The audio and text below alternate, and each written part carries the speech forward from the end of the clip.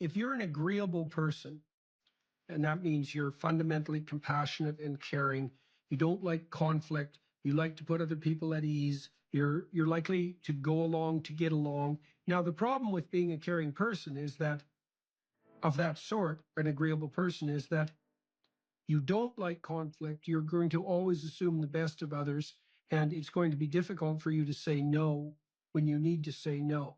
And what no means, by the way, just so that everyone who is listening is clear, no, when you say it to someone, means if you don't stop doing that, something you do not like will happen to you with 100% certainty. That's what no means if you dare utter it. It's useful to develop that side of your character too, the part that can bite back when bitten. Not more than necessary, but certainly not less than necessary.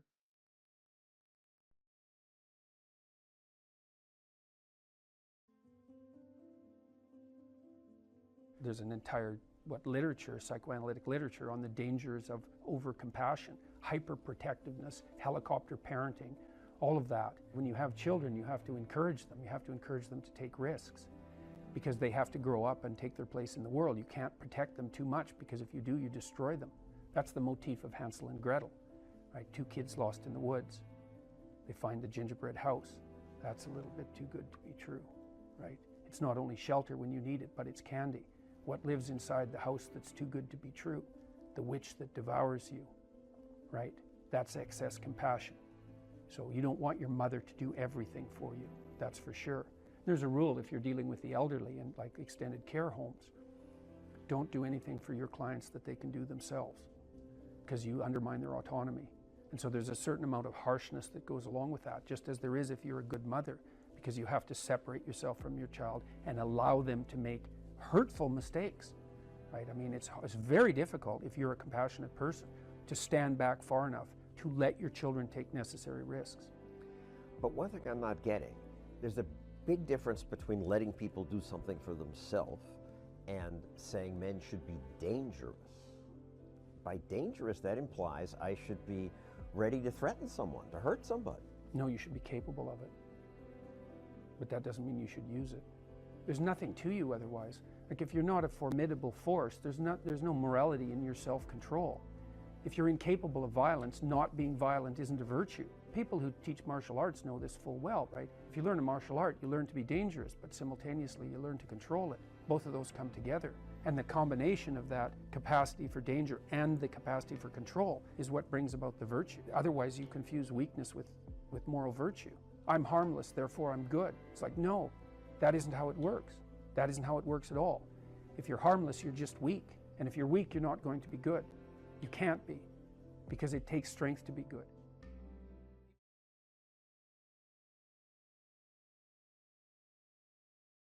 If you ask a disagreeable person what he wants, say, or she wants, they'll tell you right away. They know. It's like, this is what I want, and this is how I'm going to get it. But agreeable people, especially if they're really agreeable, are so agreeable that they often don't even know what they want, because they're so accustomed to living for other people and to finding out what other people want and to trying to make them comfortable and so forth, that it's harder for them to find a sense of their own desires as they move through life. And that's not, look, there's situations where that's advantageous, but it's certainly not advantageous if you're going to try to forge yourself a career. That just doesn't work at all. And so even though on average men and women aren't that much different in terms of their levels of agreeableness by the group, if you go out and you look at the extremes, they're very different. So all of the most agreeable people are women, and all of the most disagreeable people are men. And the thing is, the extremes are often what matter rather than what's in the middle. And so one of the ways that's reflected in society, by the way, is there's way more men in prison.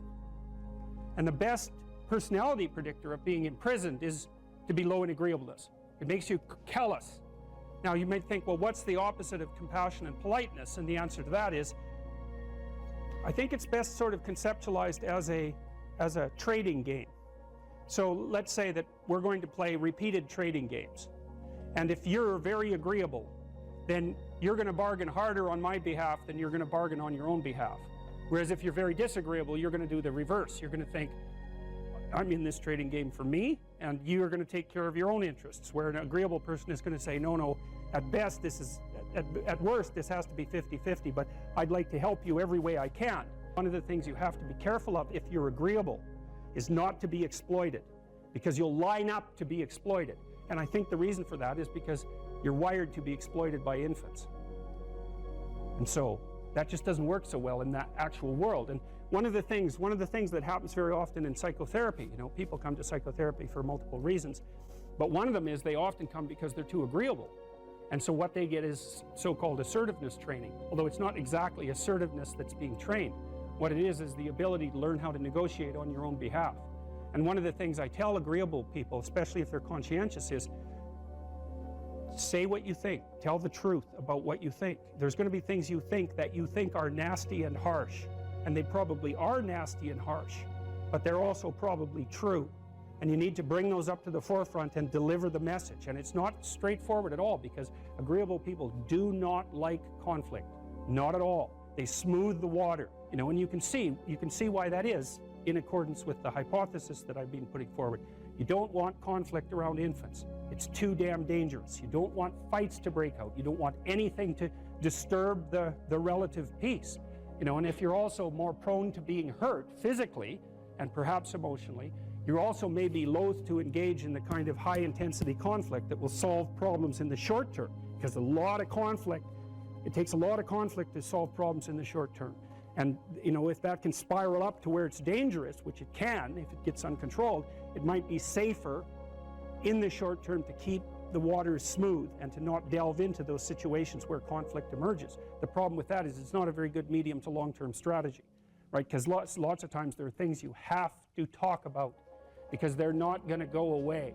And the advantage to having a well-socialized disagreeable person is that they really don't let much get in their way.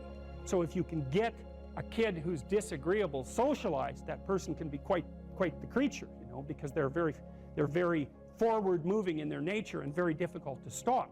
But if you don't get them successfully domesticated, tamed, roughly speaking, by the time they're 4, their peers reject them. And that's a big problem, because your job as a parent is to make your child socially desirable by the age of 4. Like you want to burn that into your brain, because people don't know that. That's your job. And here's why. It's easy if you think about it carefully. So you imagine you've got a 3-year-old child, so sort of halfway through that initial period of socialization, and you take that child out in public.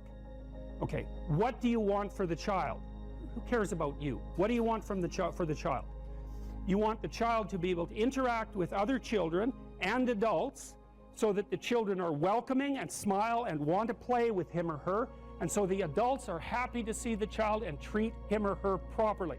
And if your child's a horrible little monster because you're afraid of disciplining them or you don't know how to do that properly, then what they're going to do is they're going to experience nothing but rejection from other children and false smiles from other parents and adults. And so then you're throwing the child out there into a world where every single face that they see is either hostile or lying.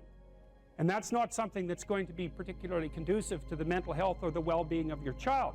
If your child can learn a couple simple rules of behavior, like don't interrupt adults when they're talking too much and pay attention and try not to hit the other kids over the head with the truck any more than is absolutely necessary, and share and play properly, then when they meet other kids, the kids are going to try out a few little play routines on them, and that's going to go well, and then they're going to go off and socialize each other for the rest of their lives.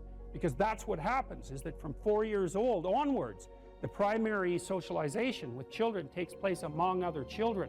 And so if the kids don't get in on that early, they don't move into that developmental spiral upwards and they're left behind. And you can imagine how terrible that is, because a 4-year-old will not play with another 4-year-old who's 2.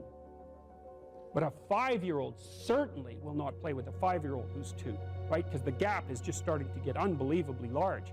And so the kids start out behind, and then the peers leave them behind, and then those kids are alienated and outside the peer group for the rest of their life.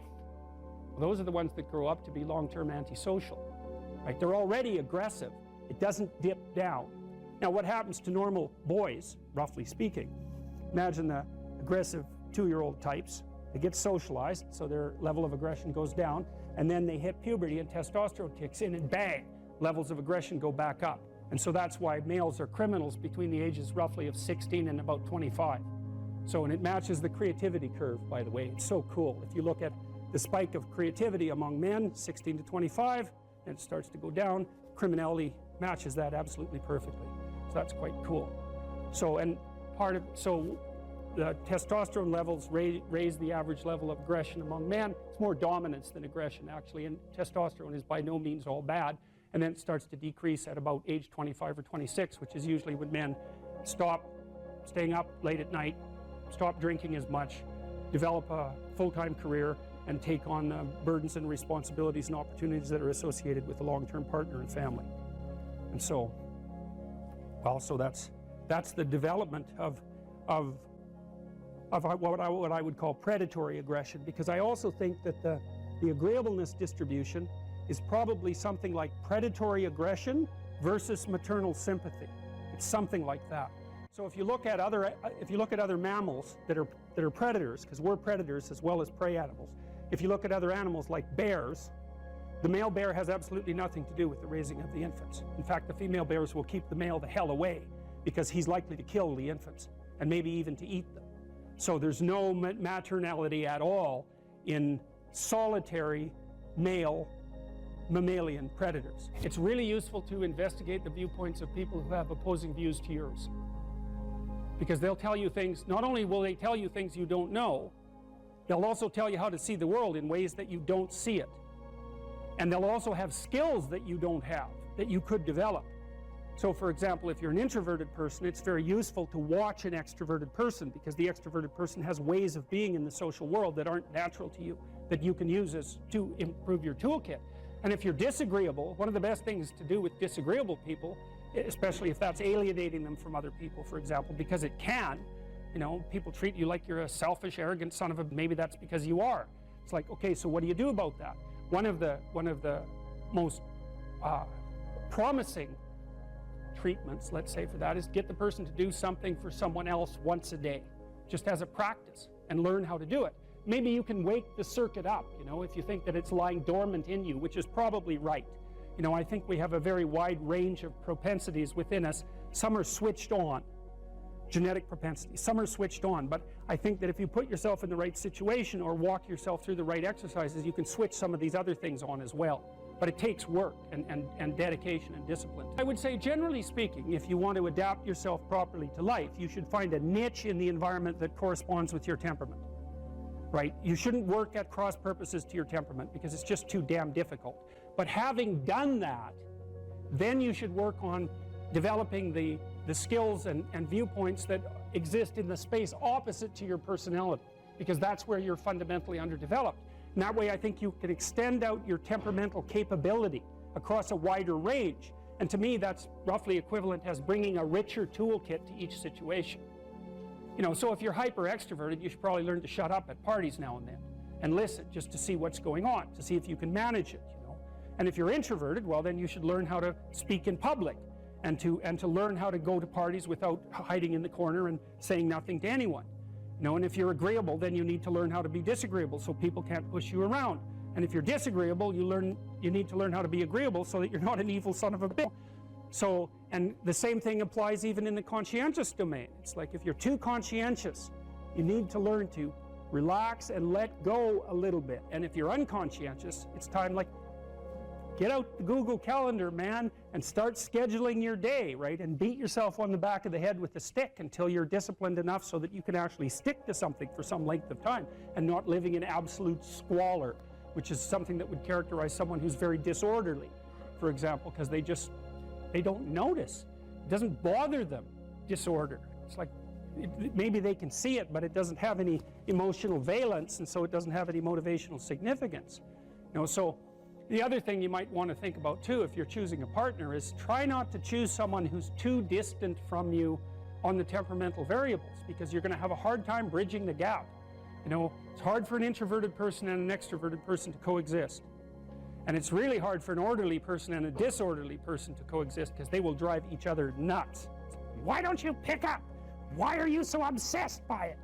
That's the basic argument, you know. So So it's useful to know about your temperament so that you can negotiate the space with your partner as well. And I don't think you should try to find someone who's exactly the same as you, because then you don't have the benefits of the alternative viewpoint.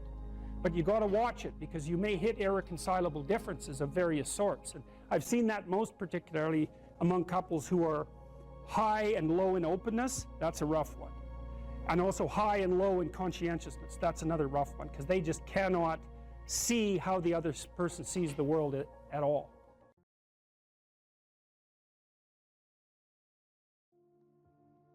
We've met some of your fans, and we got the impression they were all male fans, the ones that we talked to, and that they were struggling with their manhood, and that you give them this message that it's okay to be a man. It's not okay. It's necessary. What the hell are we going to do without men? You look around the city here, you see all these buildings go up, these men, they're doing impossible things. They're under the streets, working on the sewers, they're up on the power lines, in the storms and the rain. They're keeping this impossible infrastructure functioning, this thing that works in a miraculous manner. They work themselves to death, and often literally. And the gratitude for that is sorely lacking, especially among the people who should be most grateful. You see university professors, especially of the social justice bent, who are among the most protected and privileged people that the world has ever produced. They take everything they have for granted, failing to understand entirely that there's a massive infrastructure of unbelievably hardworking, solidly laboring, working class men breaking themselves in half on a regular basis, making sure that everything that always breaks works. And so a little gratitude for that is in order. And it's very useful to tell everyone, not just men, that they have an important role to play, a necessary role, and that if they act properly and honestly and forthrightly, that they can put their lives together and they can help their families and they can make their communities better, and that's not toxic masculinity, that appalling phrase. It's what keeps the world going round. If we had any sense, we'd understand that, instead of doing everything at every possible moment to label what we have in the West as oppressive and patriarchal and fundamentally predicated on power, of all the insane propositions. My audiences are often composed mostly of men between, say, 20 and 35, not exactly young, but young enough. And they're desperate for a discussion about responsibility and fair play and noble being and working properly in the world, and the idea, and to hear the idea that their lives actually matter, that if they straighten themselves up and fly right, that they'll have a beneficial effect on themselves and their family and the community, and that the world is starving for that. And for them as individuals, not for them as a group, but for each of them as individuals. So yeah, it breaks me up. Every time the topic comes up, it breaks me up, because it's so damn sad. And we're so stupid. We're alienating young men. We're telling them that they're patriarchal oppressors and denizens of rape culture and you know, tyrants in waiting, and we fail to discriminate between their competence and their tyranny. And it's awful. It's so destructive. It's so unnecessary, and it's so sad. And so whenever I think about it, especially because of all that I've seen of it, it makes me sad, like deeply. It's so sad.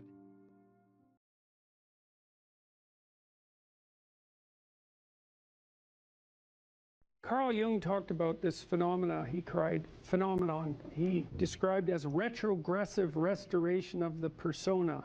It's a complicated idea, but basically what it means is that sometimes you take a leap forward and you learn some things, but you can't catalyze a new identity, so you try to go back and hide in your old identity. And that actually doesn't work, because, well, things have changed and you've learned something, and that isn't who you are anymore. And so it's like you have to cut parts of yourself off in a destructive manner to fit back into the person that you were. Now what happens here is that Pinocchio escapes from this tyrannical situation and undergoes this descent into chaos, but he tries to go back home. He tries to go back to what he was. And he can't do that anymore. His father isn't at home anymore. And so when he goes home, he finds that there's no home there. Now, this happens to people sometimes, and it's often a shock to them. So they'll often stay under the thumb of their father. And you think, well, why would someone do that? Because it means they're subject to the tyrannical judgment of their father. They're always concerned about what their father would think, or whether their father approves of them, and so forth. And you think, well, that's got to be an unpleasant place to be. Why would you do that? Freud said, for example, that no one could be a man unless his father had died. And Jung said, yes, but that death can take place symbolically.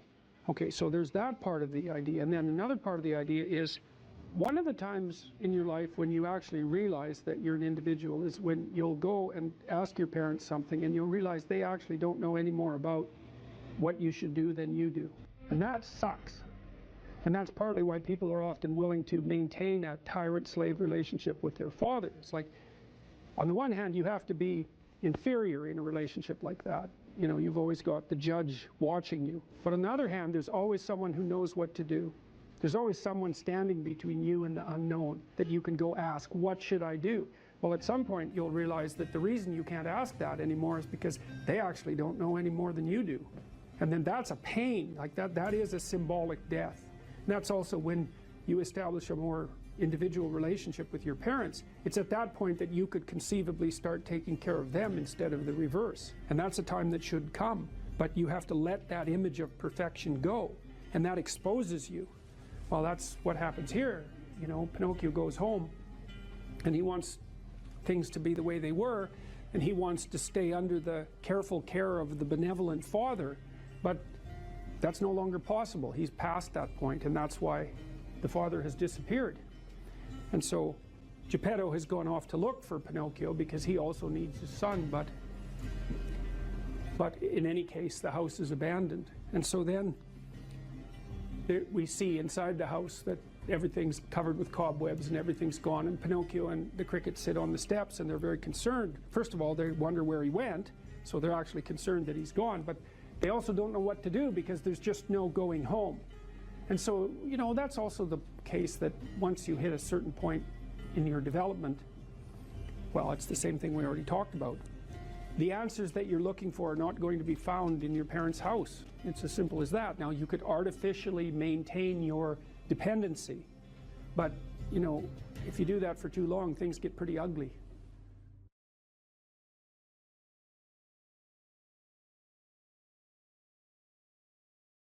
What I learned to do, I think, was to stop saying things that made me weak. I mean, I'm still trying to do that because I'm always feeling when I talk whether or not the words that I'm saying are either making me align or making me come apart. I think alignment is the right way of conceptualizing it, because I think if you say things that are as true as you can say them, let's say, then they come out of the depths inside of you. Because we don't know where thoughts come from. We don't know how far down into your substructure the thoughts emerge. We don't know what processes of physiological alignment are necessary for you to speak from the core of your being. We don't understand any of that. We don't even conceptualize that, but I believe that you can feel that. I decided that I would start practicing not saying things that would make me weak. And what happened was that I had to stop saying almost everything that I was saying. I would say 95% of it. It's a hell of a shock to wake up and realize that, you know, and you might think, well, do you really want all of that to burn off? It's like, well, there's nothing left but a little husk, 5% of you. It's like, well, if that 5% is solid, then maybe that's exactly what you want to have happen. The issue is there are times in your life where you know that the thing that you're saying is not true. It's a deception. It's a lie of some sort, and you're using it to manipulate yourself or another person or the world. And you're also possessed, fully possessed of the idea that you can get away with it.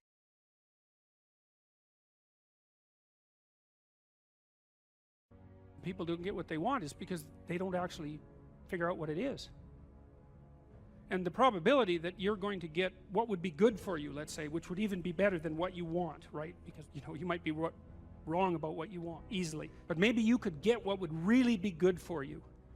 Well, why don't you? Well, because you don't try.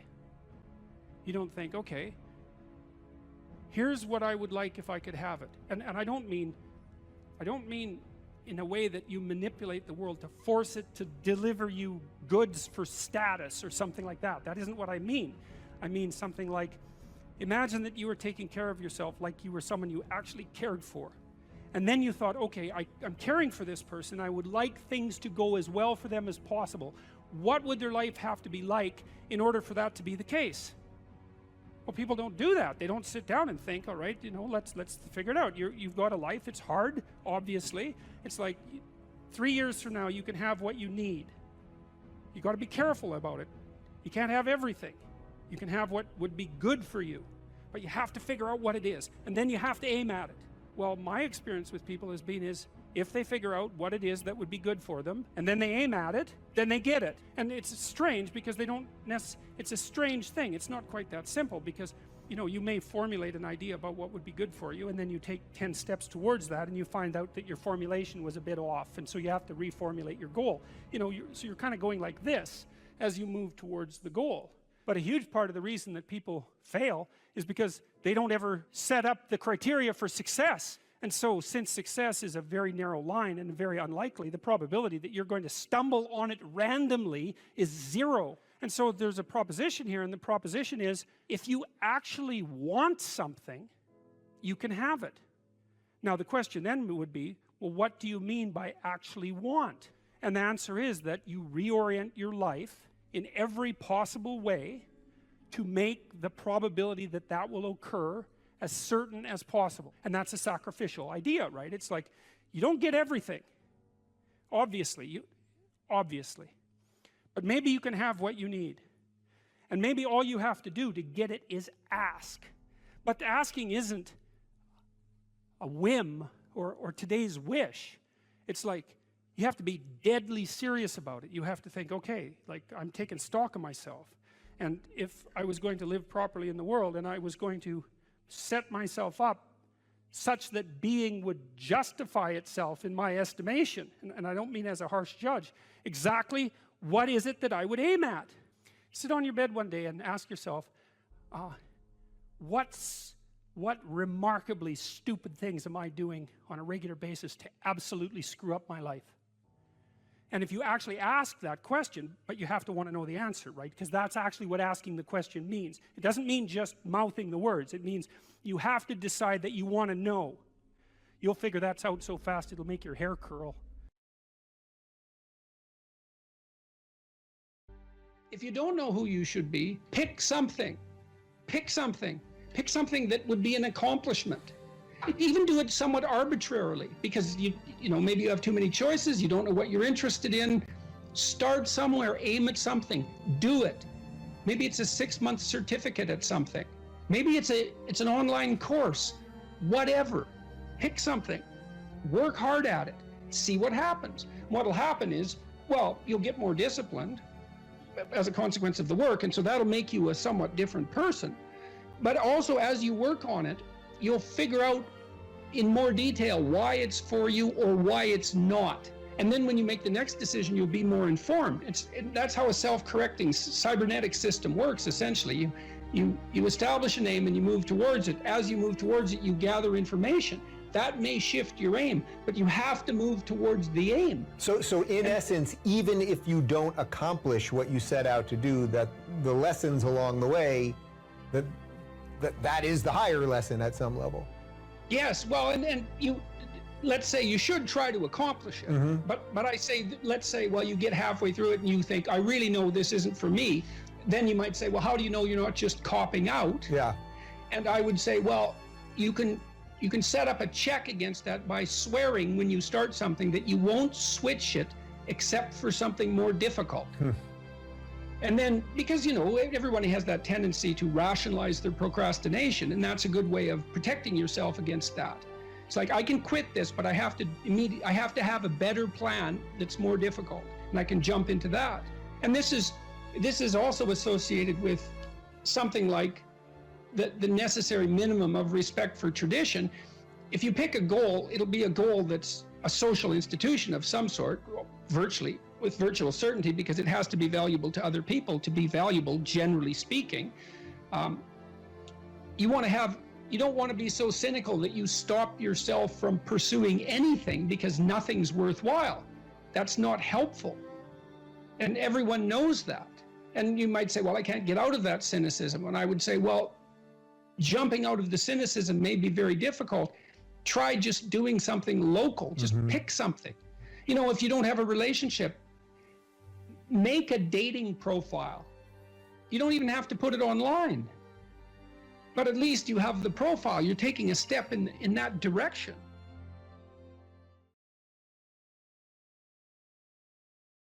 What do you do when you go to a movie? You fasten onto a character, and you understand that character the same way that you understand people that you're in conversation with.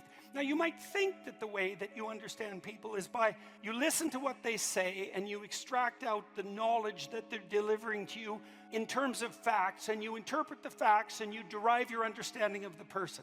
Like, none of that's true. That has absolutely nothing to do with how you establish a relationship with someone. And, well, here's some proof. Is that what you do with a dog? Well, obviously not, but you can establish a relationship with a dog.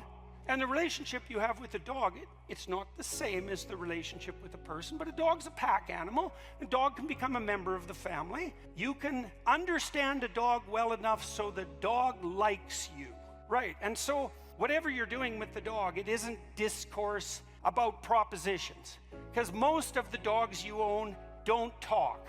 It's the same with an infant. You establish a relationship using mechanisms that aren't propositional. They're not rules, they're not descriptions, they're not facts. That's not how you do it. How do you do it? Where do you look when you talk to someone? You look at their eyes. Why? To see where they're pointing them. Why? So you can see what they're looking at. Why? So you can infer what's important to them, because we point our eyes at that which is important to us. That's why our eyes look the way they look. Black in the middle, colored on that ring around that against a white background. That's an evolved mechanism. I can see your eyes. All of our ancestors whose eyes weren't visible either got killed or didn't reproduce. The one thing you want to know about someone right away is where the hell their eyes are pointed. And you can do that politely, which you do by attending to someone without too predatory a stare. You do that by attending politely to their face, but not too intensely, and not attending, let's say, inappropriately to other parts of their body. And they're going to be watching you to see what you do with your eyes. Because the one thing you want to know about someone, above all else, is what the hell are they up to, right? What's their aim? And so when you go to a movie, that's what you do. When you watch a character in a role, you see him in a variety of different situations. And you watch how he structures his attention, what he pays attention to, because attention is a costly business. And so people pay attention to what they value. You watch what they attend to, and you watch how they prioritize their actions. And from that, you derive an understanding of what's important to them. As soon as you understand what's important to them, you've got their aim. You figured that character out. This is what you do when you learn to know someone. What's their aim? As soon as you know their aim, you can see the world through their eyes. You can see the same objects they see, and the objects take on the same emotional significance. And when you say, I come to understand someone, what you really mean is, oh, I understand their aim, and now I can aim at the same thing, at least in simulation, at least fictionally, and I can come to inhabit the same world of perception and emotion that they inhabit. I can even guess at how they might act and to what they might attend in situations I haven't seen, because now I know their aim. What's he up to? That's what you're thinking in a murder mystery or in a thriller. What's he up to? What's he up to? What's going to happen next? Okay, we're having a conversation. I'm deciding I'm going to listen to you, right? That's different than how people generally communicate, because usually when they communicate, they're doing something like, okay, we're going to have a conversation and I'm going to tell you why I'm right and I'll win if you agree. Or maybe you're having a conversation where, I don't know what you're trying to do. Maybe you're trying to impress the person you're talking to. So you're not listening to them at all. You're just thinking about what you're going to say next. Okay, so that's not this. This is, you might have something to tell me. And so I'm going to listen on the off chance that you'll tell me something that would really be useful for me to know. And so if you agree with me and I find that out, I know nothing more than I knew before. I just know what I knew before. And maybe I'm happy about that because, you know, it didn't get challenged. But I'm no smarter than I was before. But maybe you're different than me, and so while I'm listening to you, you'll tell me something I don't like. Maybe it's something I find contemptible or difficult, whatever. Maybe you'll tell me something I don't know, and then I won't be quite as stupid. And then maybe I won't run painfully into quite as many things. And that's a really useful thing to know, especially if you live with someone and you're trying to make long-term peace with them, is they're not the same as you. And their way they look at the world and the facts that they pull out of the world aren't the same as your facts. And even though you're going to be overwhelmed with the proclivity to demonstrate that you're right, it is the case that two brains are better than one. And so maybe 9 of the 10 things they tell you are dispensable, or maybe even 49 out of 50, but one thing, all you need to get out of the damn conversation is one thing you don't know. And one of the things that's very cool about a good psychotherapeutic session is that the whole conversation is like that.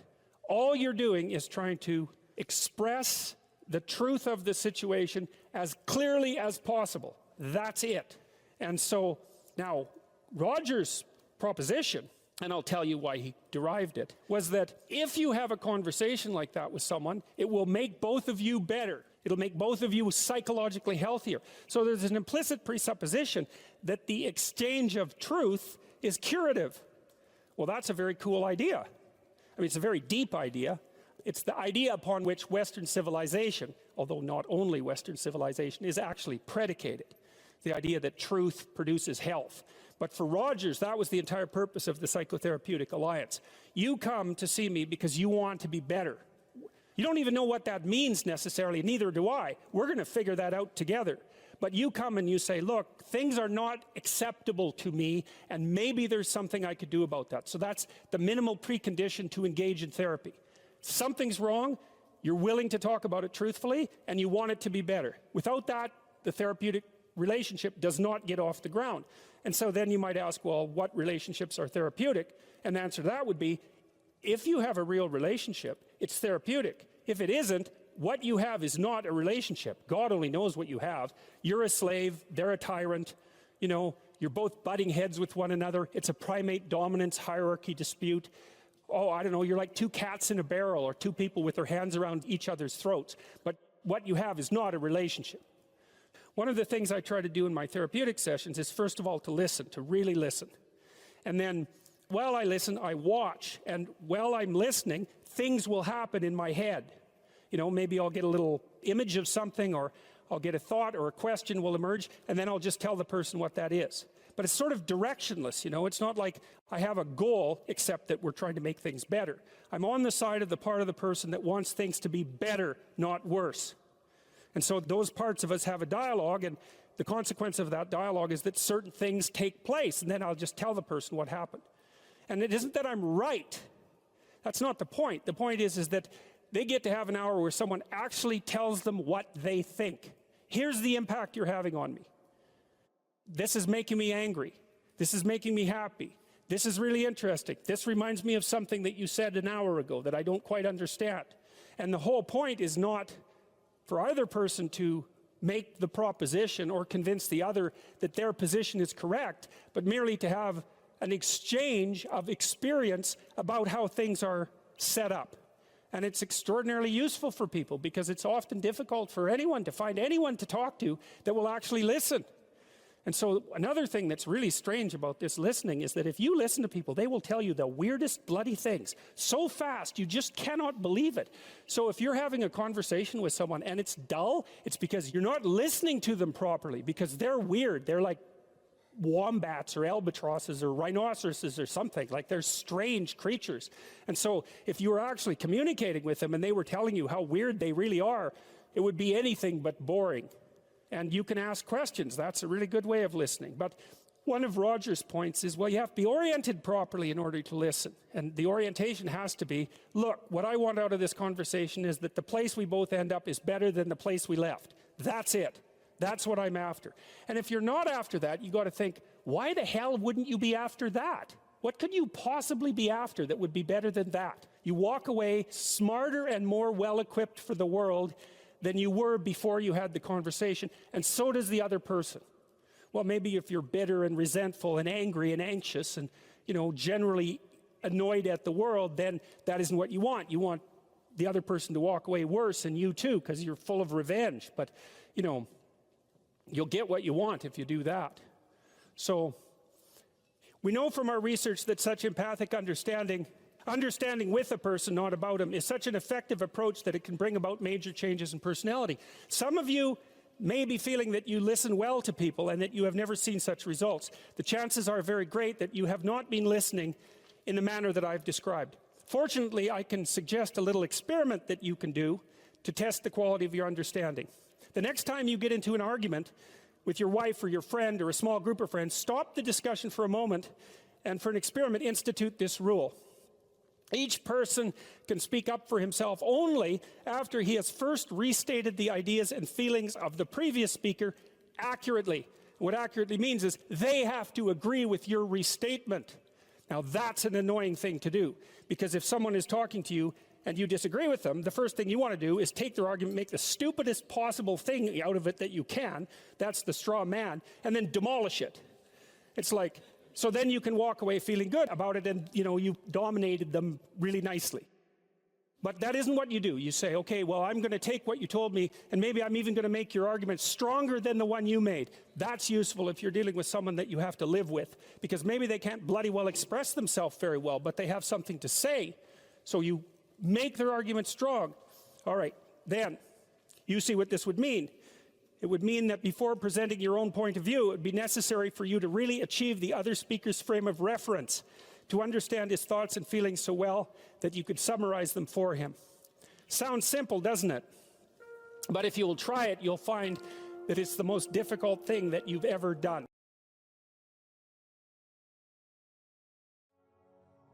What's the keys to building confidence so that you're attracting Well, what you want? Look, I read some of your biographical history before we talked today, and you tell a story about being picked last.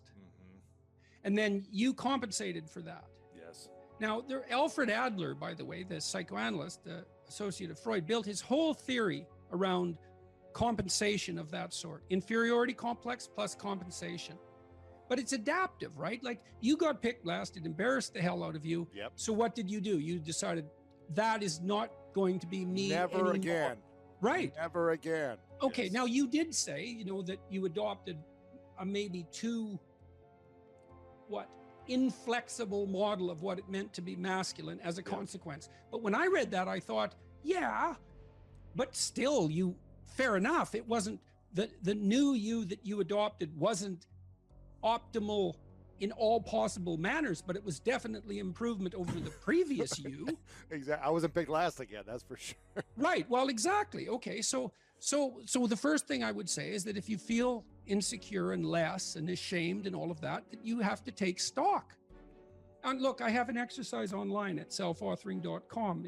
There's 3 exercises there. One helps you write about the past, one about the present, and one about the future. The present authoring program helps you assess your faults and your virtues. Okay, well, if you have some faults and you feel insecure and inferior because of that, well, you should.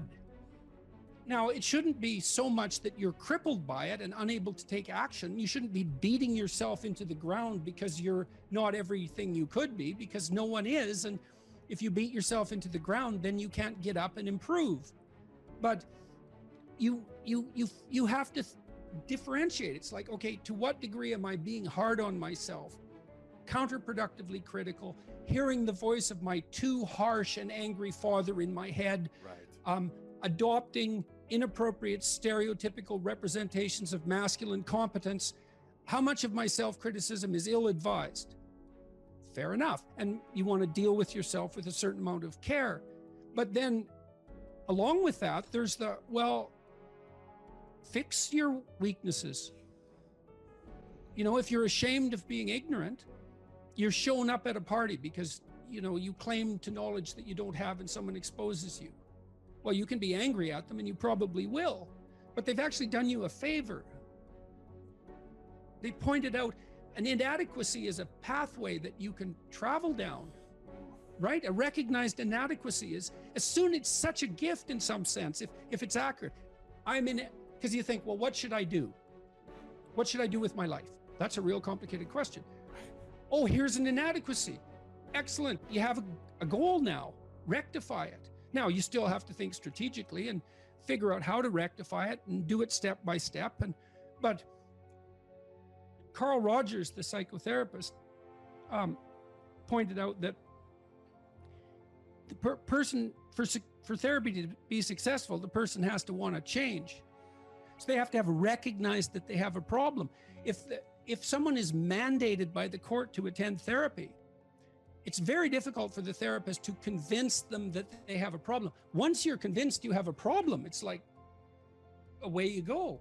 You know, I know it's still technically difficult. It requires discipline and all of that. There's no magic solution. But if you're plagued by feelings of inferiority, you should rectify the most obvious inferiorities. I would say that you have to rectify an inadequacy when it's clearly an impediment to your goal, or you have to shift goals. But if you're shifting goals because of an inadequacy related impediment, then you have to ask yourself, is your desire to shift the goal reliable, or are you just taking the easy way out? Right. You can protect yourself by picking a different goal that's more difficult. That's a good mental hygiene practice, because sometimes you should switch goals rather than rectifying inadequacies. But you can fool yourself then, and that's not good. And if someone is goalless, lazy, unmotivated, not sure what they want to do, what would be a few key steps to get started to turn their life around, or to find the motivation for something greater than where they're at?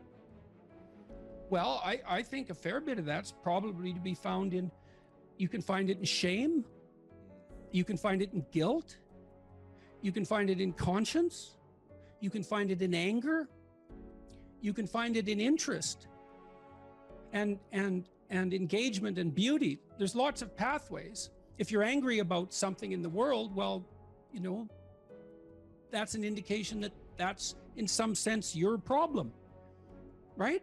It's speaking to you in a moral sense. This shouldn't be that way. Well, maybe you're the person who should do something about it in some manner. Maybe it'll take your whole life to figure out how to do that.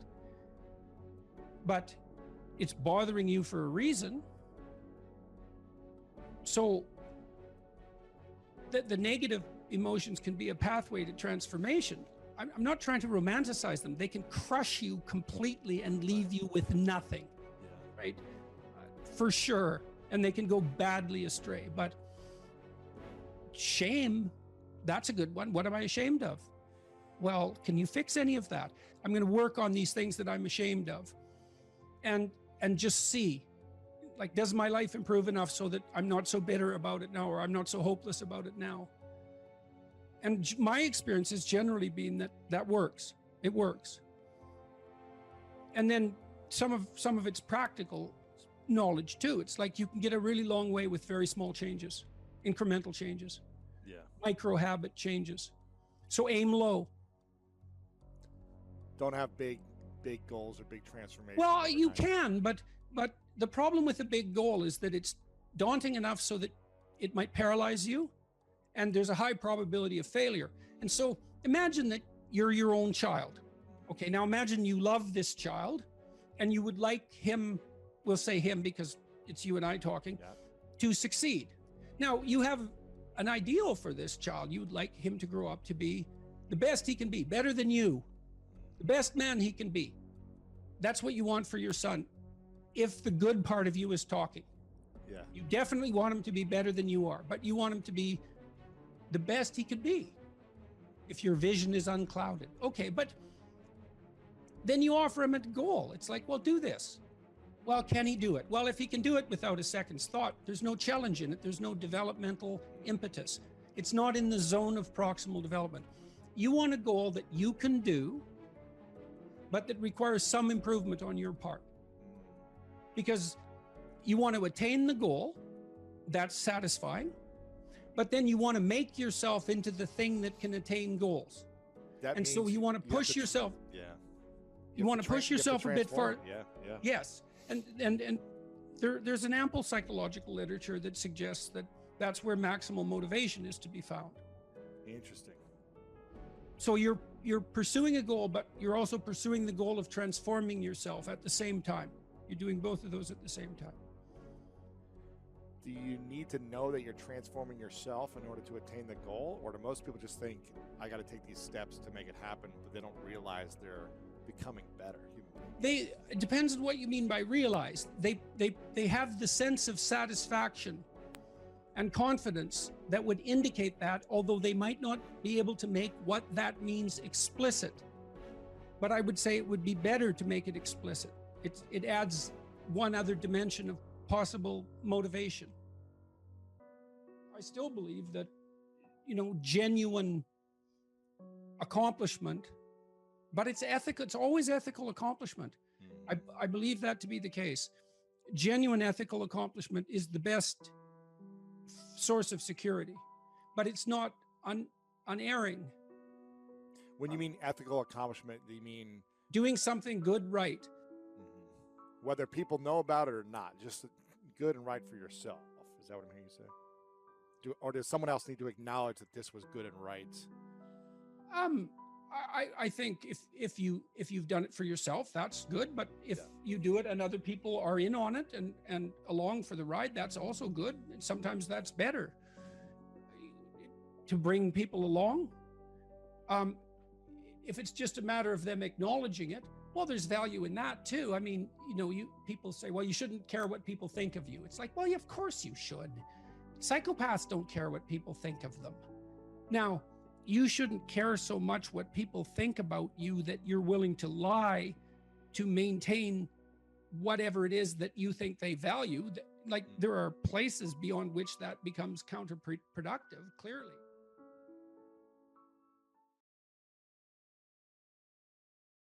The Greeks had the maxim, know thyself. How do we come to know ourselves in terms of our personalities and, more importantly, potential? Well, one of the first ways to come to know yourself is to understand that you don't. You can learn to kind of watch yourself like you're watching a stranger. You have to adopt a position. It's a position of radical humility, I would say. Humility in two senses. So one sense would be the humility of recognizing your ignorance. So you have to understand that you don't know who you are. That's not easy to understand, because you think you know, but then, you remember you can't control yourself very well. You're not very disciplined. You're full of flaws.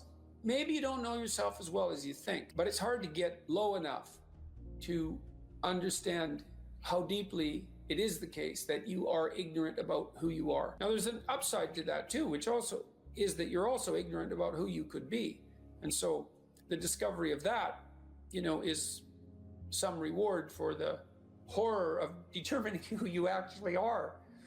And then I would say, well, then you watch yourself. You watch yourself like you're watching a stranger. You watch what you say and you listen. And you think, well, what sort of person would say that? And how am I reacting emotionally when I'm communicating in that manner? Is that making me feel stronger, weaker? Is it filling me with shame? Is it helping my confidence? Am I laying out a lie? Am I deceiving myself and other people? Am I adopting this personality at parties that is designed to impress and to amuse, and it comes across as nothing but self-centered narcissism? What are my dark fantasies? What are my aggressive fantasies? What is it that I'm willing to do? What am I interested in so that I'll spontaneously pursue it? What do I procrastinate about and why? What am I unwilling to do? What do I think is good? What do I congratulate myself for accomplishing? And what do I berate myself for failing to confront and to implement?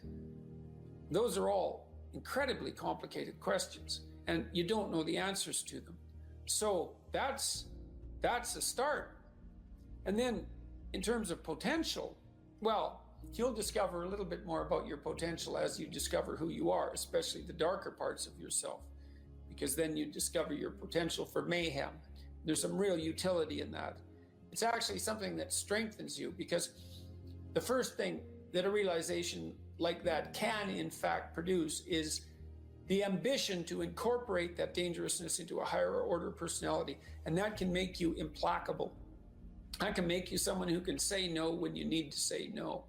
That can make you someone who won't avoid necessary conflict.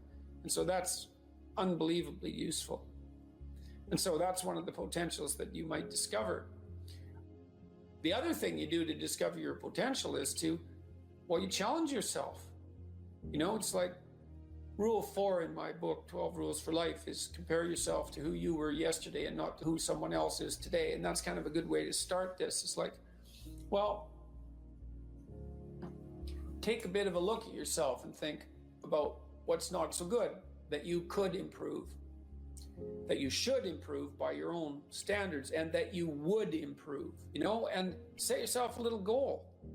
Maybe you're not studying at all at your university, or maybe you're at work and you've got this stack of paper there, and you haven't looked at that damn stack for like a month, and you know that you should be, and you're bothering yourself at night because you're avoiding that. You think, well, I've avoided that stack of paper completely for 1 month. I'm quite a coward when it comes to whatever snakes might be hidden in that stack of paper. How about tomorrow I just put that stack of paper in front of me on my desk and I glance through it for 15 seconds. See if I can do that. It's like, well, you set yourself a goal of improvement. It's a humble goal, because really, are you such a coward that the best that you can bloody well manage after a month of avoidance is 15 seconds of exposure to a stack of paper? It could easily be. You've been avoiding it. You're obviously afraid of it. And so the situation could be that dismal and dire.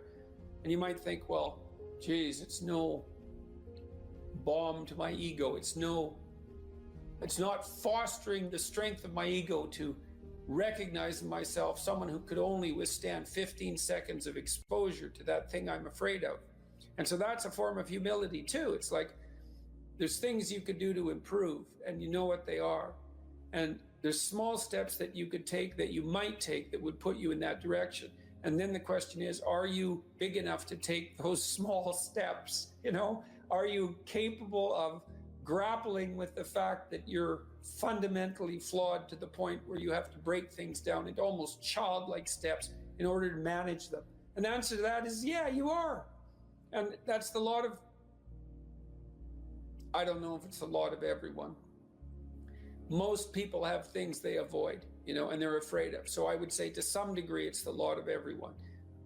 People vary in the degree to which they've conquered that. And you do meet people from time to time who are extraordinarily disciplined. But most of the time they've got disciplined in exactly this manner. It's through slow incremental improvement. And then you challenge yourself. It's like, well, could I do this? That would be better. Then you find out, and then you think, well, is there something slightly larger and more challenging that I could do that would be better?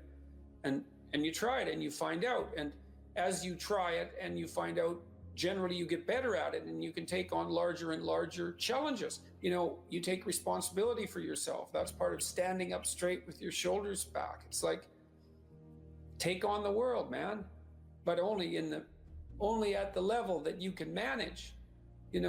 When you're ignorant and biased and deeply flawed and immature, it's where everyone starts. You don't want to bite off more than you can chew, but it doesn't mean that you can't wrestle with part of reality. Some part that's small enough so that you have a good shot at victory. To put yourself together, the first steps towards that is to allow yourself to be a fool, right? It's because you don't know what you're doing. You have to admit that. And there's going to be a loss of ego or destruction of ego, arrogant ego that necessarily accompanies that. But you need the loss of that arrogant ego, because it's precisely what's interfering with your movement forward. It's part of the adversarial process, mythologically speaking, that stops moral progress. You're too proud of who you think you are to notice what you're like so that you could change properly. You don't want to sacrifice that part of yourself. It's probably associated with some delusion that helps you maintain a positive, although very fragile self-image, in the absence of genuine effort. It's not to be recommended. You know yourself by watching and paying attention. It's watching like you're a snake.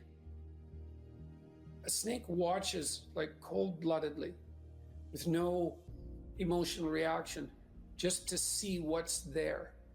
It doesn't allow, symbolically speaking, doesn't allow what is wanted or desired to interfere with what is observed. So you watch yourself like that, as if you don't know who you are. Well, that's the beginning.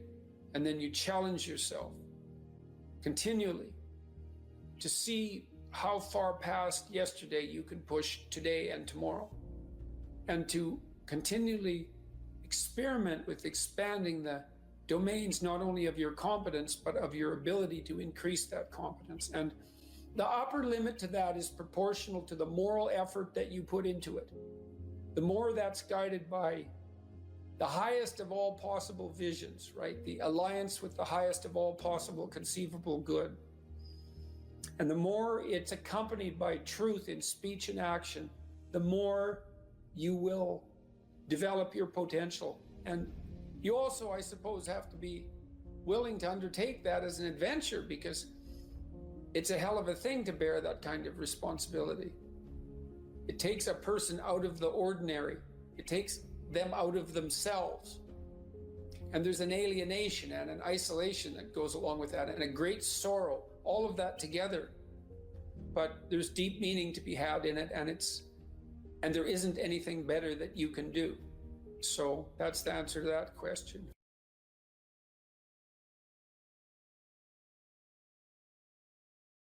The internal problem is, how do you deal with tragedy and malevolence? And you can say, well, I'm not prepared. It's like, yeah, fair enough.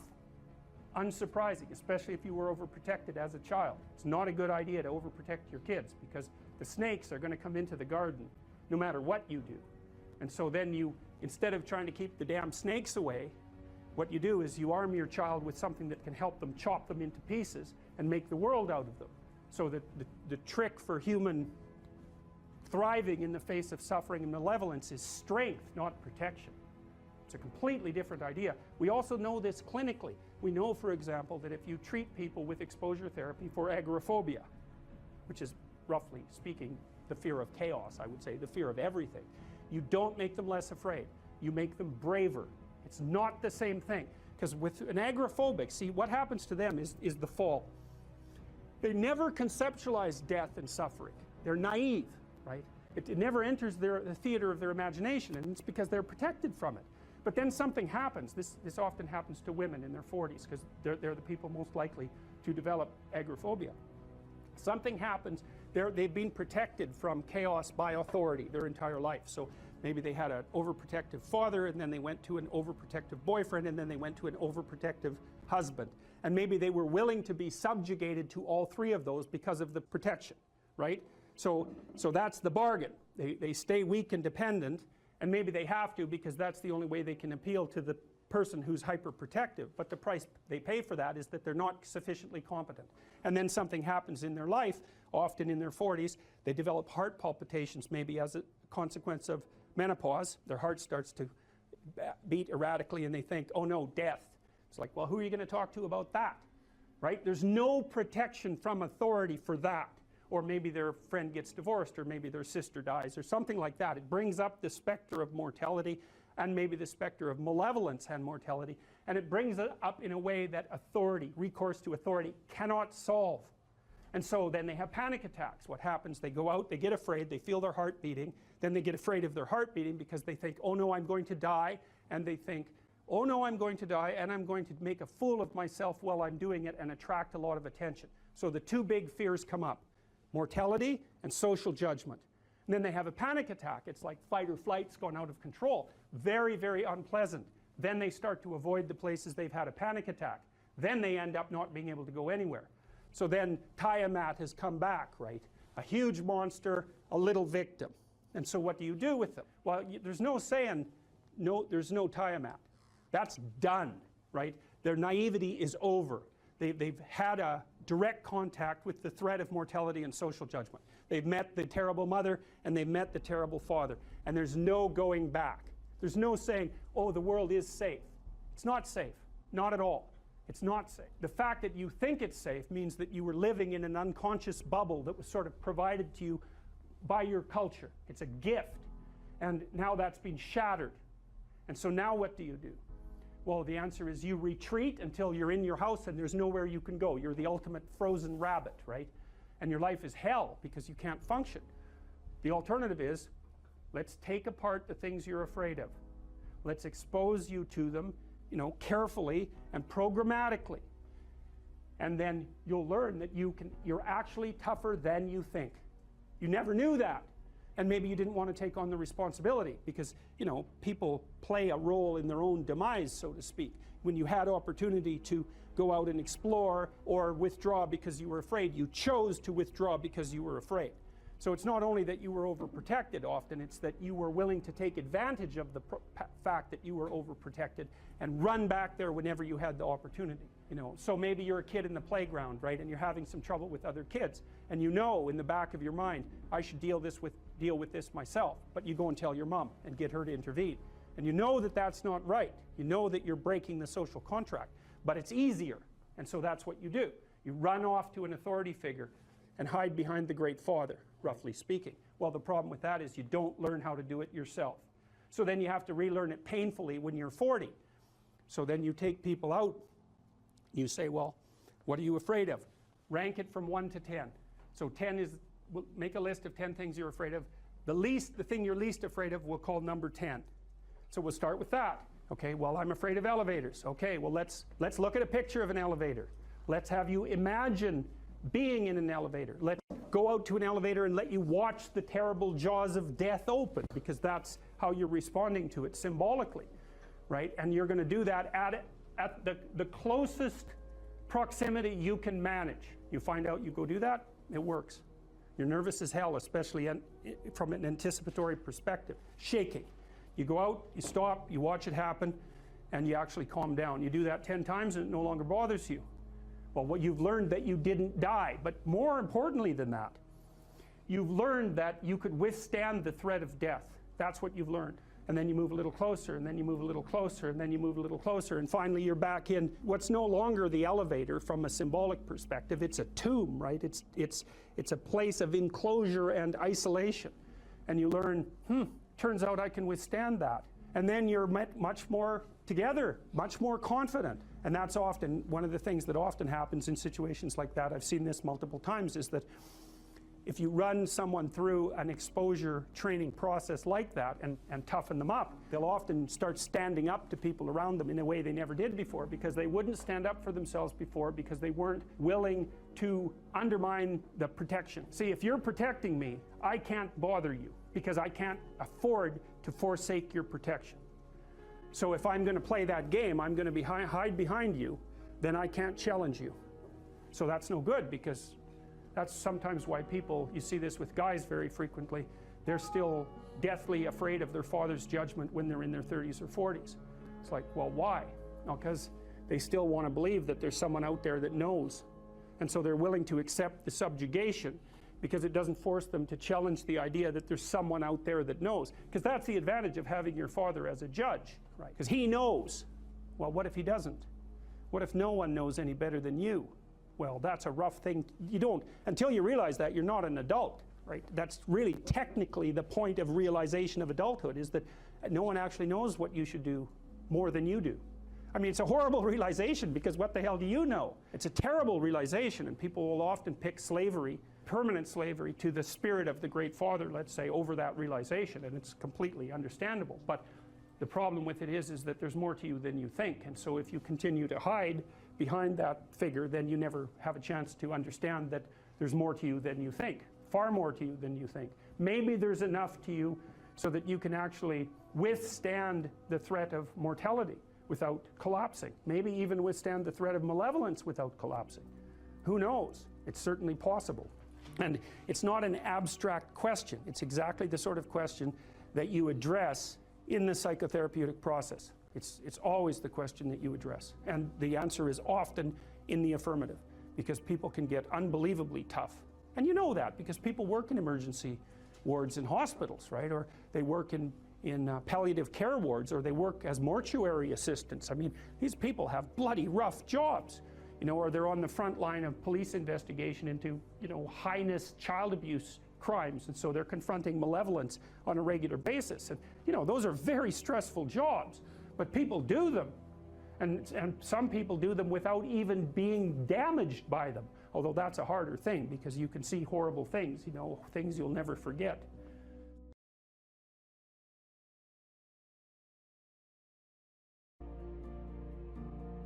Stop doing the things that you know are wrong that you could stop doing, right? So it's a fairly limited attempt. First of all, we're not going to say that you know what the good is or what the truth is in any ultimate sense.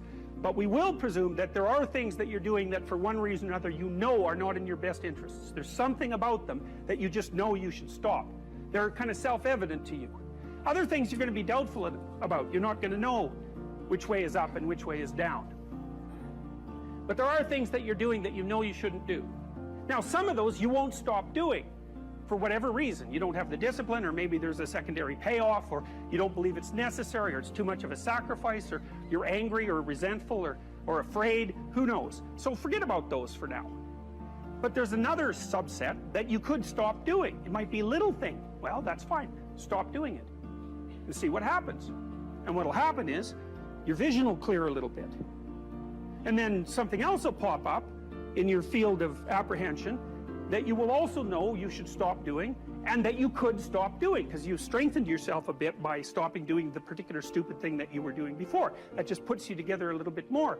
And you can do that repeatedly for an indefinite period of time. And you know, that doesn't necessarily mean that you're going to ever be able to formulate a clear and final picture of what constitutes the truth and the good. But it does mean that you'll be able to continually move away from what's untruth and what's bad. And you know, that's not a bad start. You have to treat yourself like you matter, because if you don't, then you don't take care of yourself, and you become vengeful and cruel, and you take it out on people around you, and you're not a positive force. None of that's good. So you suffer more, and so does everyone around you. And there's a malevolence that enters into it. None of that's good. So that's what happens if you don't treat yourself like you matter. And then, well, what happens if you don't treat other people like they matter? Well, you lie to them, you cheat them, you steal, you enter into impulsive relationships with them. They can't trust you. That doesn't go anywhere. They don't like you. You end up alone at best, and maybe like incarcerated at worst. Like, that doesn't work. And so you watch the people around you who thrive, regardless of what they say. They act out the proposition that everyone matters. And then you have a functional society. And I think, okay, well, if when you act out the proposition that everyone matters, you have a functional society, maybe that's evidence that that proposition is true. It's like, I think it's true. It's unbelievable how little genuine encouragement many people need, and how they had none. No one ever said to them and meant it. It's not okay for you to be a weak loser. It's not okay. And the reason it's not okay is because you could be way more than that. And it's a crime, an ethical crime, for you to allow all that necessary potential to go to waste. It hurts you, it hurts your family, it hurts the world. Really, really, it does. And people think, oh, okay, I get it. And they do get it, because they know at some level. The other thing people tell me, you know, they say, well, I've been paying attention to your lectures, developing a vision for my life, trying to tell the truth, trying to adopt more responsibility, and things are way better. But the other story is, you've been able to help me put into words things I always knew to be true, but didn't know how to say, which is a good role for an intellectual to play. And so, well, so that's why this all makes me emotional. It's so good, you know, and so much of this has been covered as if it's political. It's not political, what I'm doing. It's not political. I don't tell people that they're okay the way they are. No, I say, no, you could be way more than you are. And they're relieved about that, you see, because if you're in a dark and terrible place and someone says you're okay the way you are, then you don't know what to do about that. It's like, no, I'm not. I'm having a terrible time, and I'm hopeless. You're okay the way you are. Well, then what? That's it? That's where I am? And what do you want to tell a young person? You're 17. You're okay the way you are. It's like, no, you're not. You got 60 years to be better, and you could be way better. You could be incomparably better across multiple dimensions. And in pursuing that better, that's where you'll find the meaning in your life. And that will give you the antidote to the suffering. People have asked me in my book why I wrote it as an antidote to chaos, you know, because, well, there isn't anything technically wrong with chaos. Chaos is a place of great potential. Well, the question is, what's the proper what's the proper balance between chaos and order, chaos, potential, and order? Well, the answer is, look, when you're a kid, you're all potential. It's chaotic potential. It can manifest itself in any number of ways. And maybe you don't want to give that up. So you're like Peter Pan. You want to be a kid forever because you don't want to give up the potential. And you look out in the world and all you see are Captain Hooks, you know, who've lost a hand, who are chased by death because that's the clock in the crocodile. It's already got a taste of him. He's terrified by death and he's a tyrant. Well, I don't want to grow up to be that. So I won't be disciplined at all. Well, that's no good, because the way the potential transforms itself into actuality is through discipline. And so then you, as you said, this is the trick though. You have to pick a path of discipline. What path of discipline you have to pick is a different issue. So there could be a rule. The rule might not be follow this rule. The rule might be you have to follow some rules. So it's a meta rule. And the meta rule is you have to discipline yourself. And the issue is, well, how? That's not really the relevant question. You can pick a disciplinary path. That's why I often tell my clients, especially young people, they say, well, I don't know what to do. It's like, that's okay. Nobody does. Go do something. Do the best thing that you can think of. Put the best plan you have into practice. It's not going to be perfect, and it will change along the way. But it will change partly because you become disciplined pursuing the path. And as you become disciplined, you become wiser. And as you become wiser, you become able to formulate better and better plans. So you can start vaguely and confused and develop a plan that's not so great, and you start to implement it, and then you accrue incremental wisdom as you implement your flawed plan, and that enables you to fix the plan. And so that's part of that process of incremental self-improvement as well. You don't want someone else's fate. Man, your fate's enough, and your adventure's enough. It's plenty. It's more than you can ever fully realize. And so that's also part of the reason that we all believe that the individual has some intrinsic dignity. It's don't be so sure that your position and your room is so damn trivial. It might be your attitude towards it that's trivial. And if you're in dire straits and dire circumstances, just look at how much opportunity you have to make things better. Compare yourself to who you were yesterday and not to who someone else is today. The same basic idea, right, is that you have to get your markers for success right, because otherwise you can end up in the situation you described, which is that, like, there's always people out there who are doing far better than you on pretty much anything you want to imagine. And if all you're doing is seeing yourself in their reflected light, let's say, then it's going to be pretty damn dismal. But it's not a good comparison, because you shouldn't just compare. Well, first of all, there's danger in just comparing yourself to others, period, because they're not you, and God only knows what struggles they had to undertake to get to where they were, or what burdens they're currently carrying that you're not aware of. You just don't know any of that. But you can certainly contrast yourself with yourself. And that's a lot better. It is the only way. Well, it's also the only way of really measuring anything approximating proper improvement. You can actually tell when you're a little better than you were yesterday. Right. So, and you can actually do that. That's another thing that's so interesting about it, is that you can actually make yourself a little better in some way, pretty much. Well, I don't know if it's at every moment, but you can certainly do it every day. It's funny. I mean, you know, obviously, if you have a problem and you think about it, you can think up a solution. And it's not obvious how you do that. You know, I mean, it's not like you know how you're manipulating your neurons or something. Mm-hmm. It happens of its own accord in some sense, like you can participate in it, I guess, and you can interfere with it, and it seems to take a certain amount of willpower, but it still all happens mysteriously behind the scenes.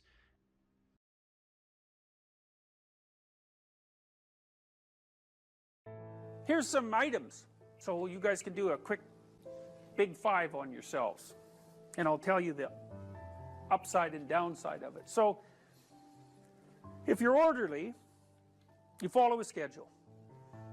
How many of you follow a schedule? Okay, and how many of you don't? Okay, so one thing I would recommend is that you do. And I'll tell you why. Like, intelligence is a very good predictor of academic performance.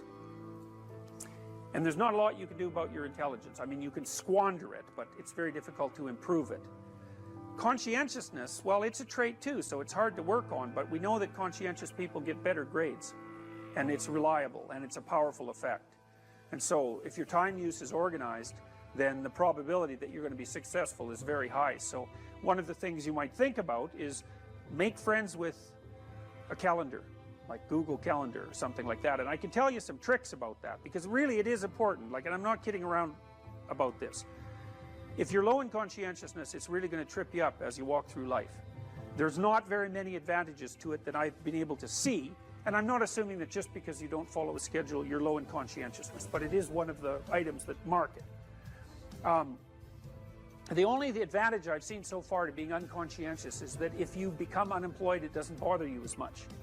And I mean, that actually turns out to matter in some situations. So like, you know, if a big company has to shed 50% of its employees, it's the conscientious people are going to suffer themselves to death for it.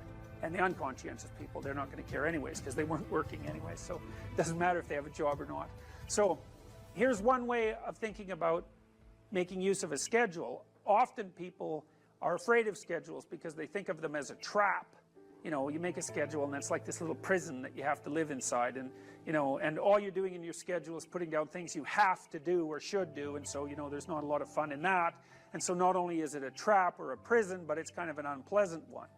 But a way to work with the schedule in a lot more sophisticated way is to think, well, I'm going to plan the next week, say, because you plan it day by day, but we'll take the week as the unit level of analysis and think, well, I'd like to plan a week I'd like to have.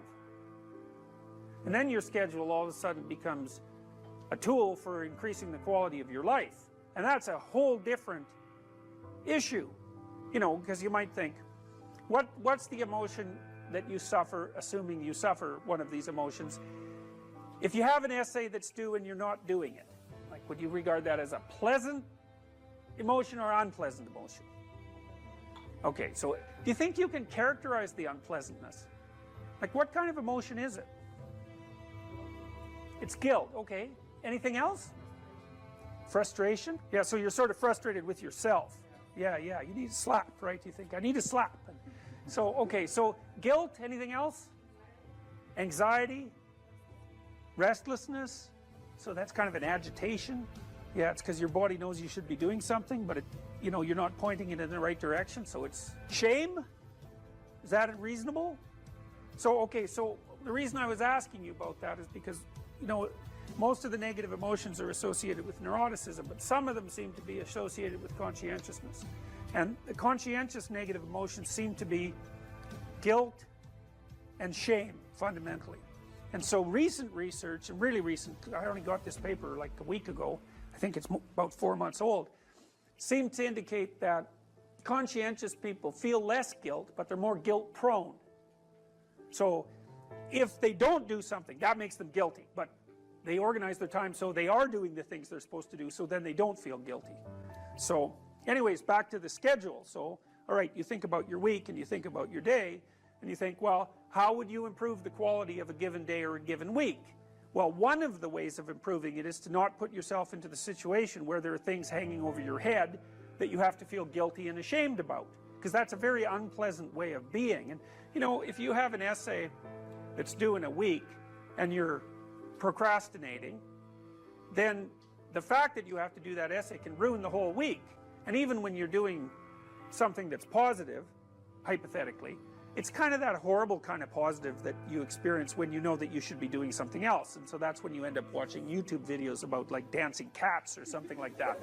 You know, and it's at best it's a guilty pleasure. It's not a pleasure at all. You think, like, what the hell am I doing watching videos of dancing cats, you know? But then you know that you're procrastinating, and that's low quality, very low quality existence. So if you use your schedule, you can think, okay, well, here's some times that I'm going to do this work. And then you can also sort of ask yourself about that when you're designing your schedule. Because you don't want to design a schedule like you're Adolf Hitler telling yourself what to do, you know, because you're not going to comply with it then. What you have to do if you're going to design a schedule is you have to ask yourself, all right, I'm going to set aside some time to study over the next week or to do this essay or whatever it is. How much time would I actually spend studying? An hour or two a day might be a worthwhile thing to schedule in, and I would say don't schedule in more than that to begin with, because then you'll fail and then you'll stop using the schedule. And so the other thing you want to do is you want to schedule in things that you want to do, and then you want to look at the day or the week and you want to think, hey, that's a week I'd like to have. If I had a week like that, it would be good. You know, I'd be caught up, so so that all that negative emotion doesn't have to accrue. And I would have done a bunch of things that I'm interested in doing, and at the end of the week I'd be in better shape than I was at the beginning. And if you treat a schedule like that, so that what you're using it is to design the days and weeks that you want to have, instead of using it as this little, jail that you have to put yourself in that you're not going to do anyways, then you can learn to use them. And that's one thing you can do to make yourself more industrious, more conscientious. Follow a schedule. I've told people to learn to use a schedule. And people often hate schedules because they act as their own tyrants, right? They say, well, you have to do this unpleasant thing, and then here's another unpleasant thing you have to do, and then you have to do this unpleasant thing. And you do that for about 3 days, and you think, to hell with this, I'm not doing that, and you fall off the wagon. That isn't what you're supposed to do with a schedule. You're supposed to use it to design the days that you would like to have if you were taking care of yourself. And so some of that is, you wake up in the morning and you think, here's 5 things I have to do that if I don't do, my life will be worse. It's like paying bills, for example, or taking out the garbage. It's like you have to do those because otherwise things degenerate. So you got to put some of those in the schedule, because otherwise tomorrow is worse than today, and that's a bad trajectory. But you also want to build in things, you've got to act in some sense like you're dealing with a relatively recalcitrant 9-year-old.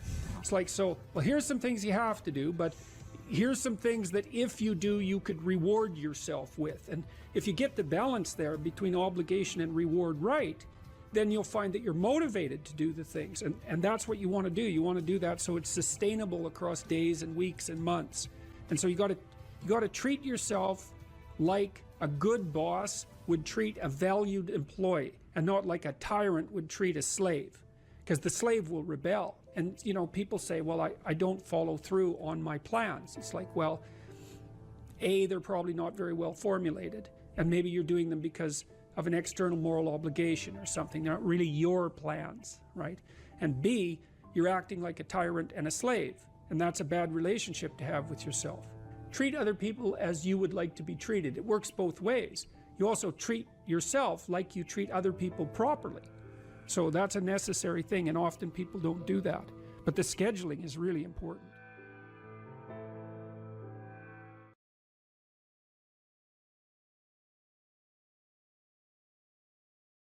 So imagine you have a goal in mind.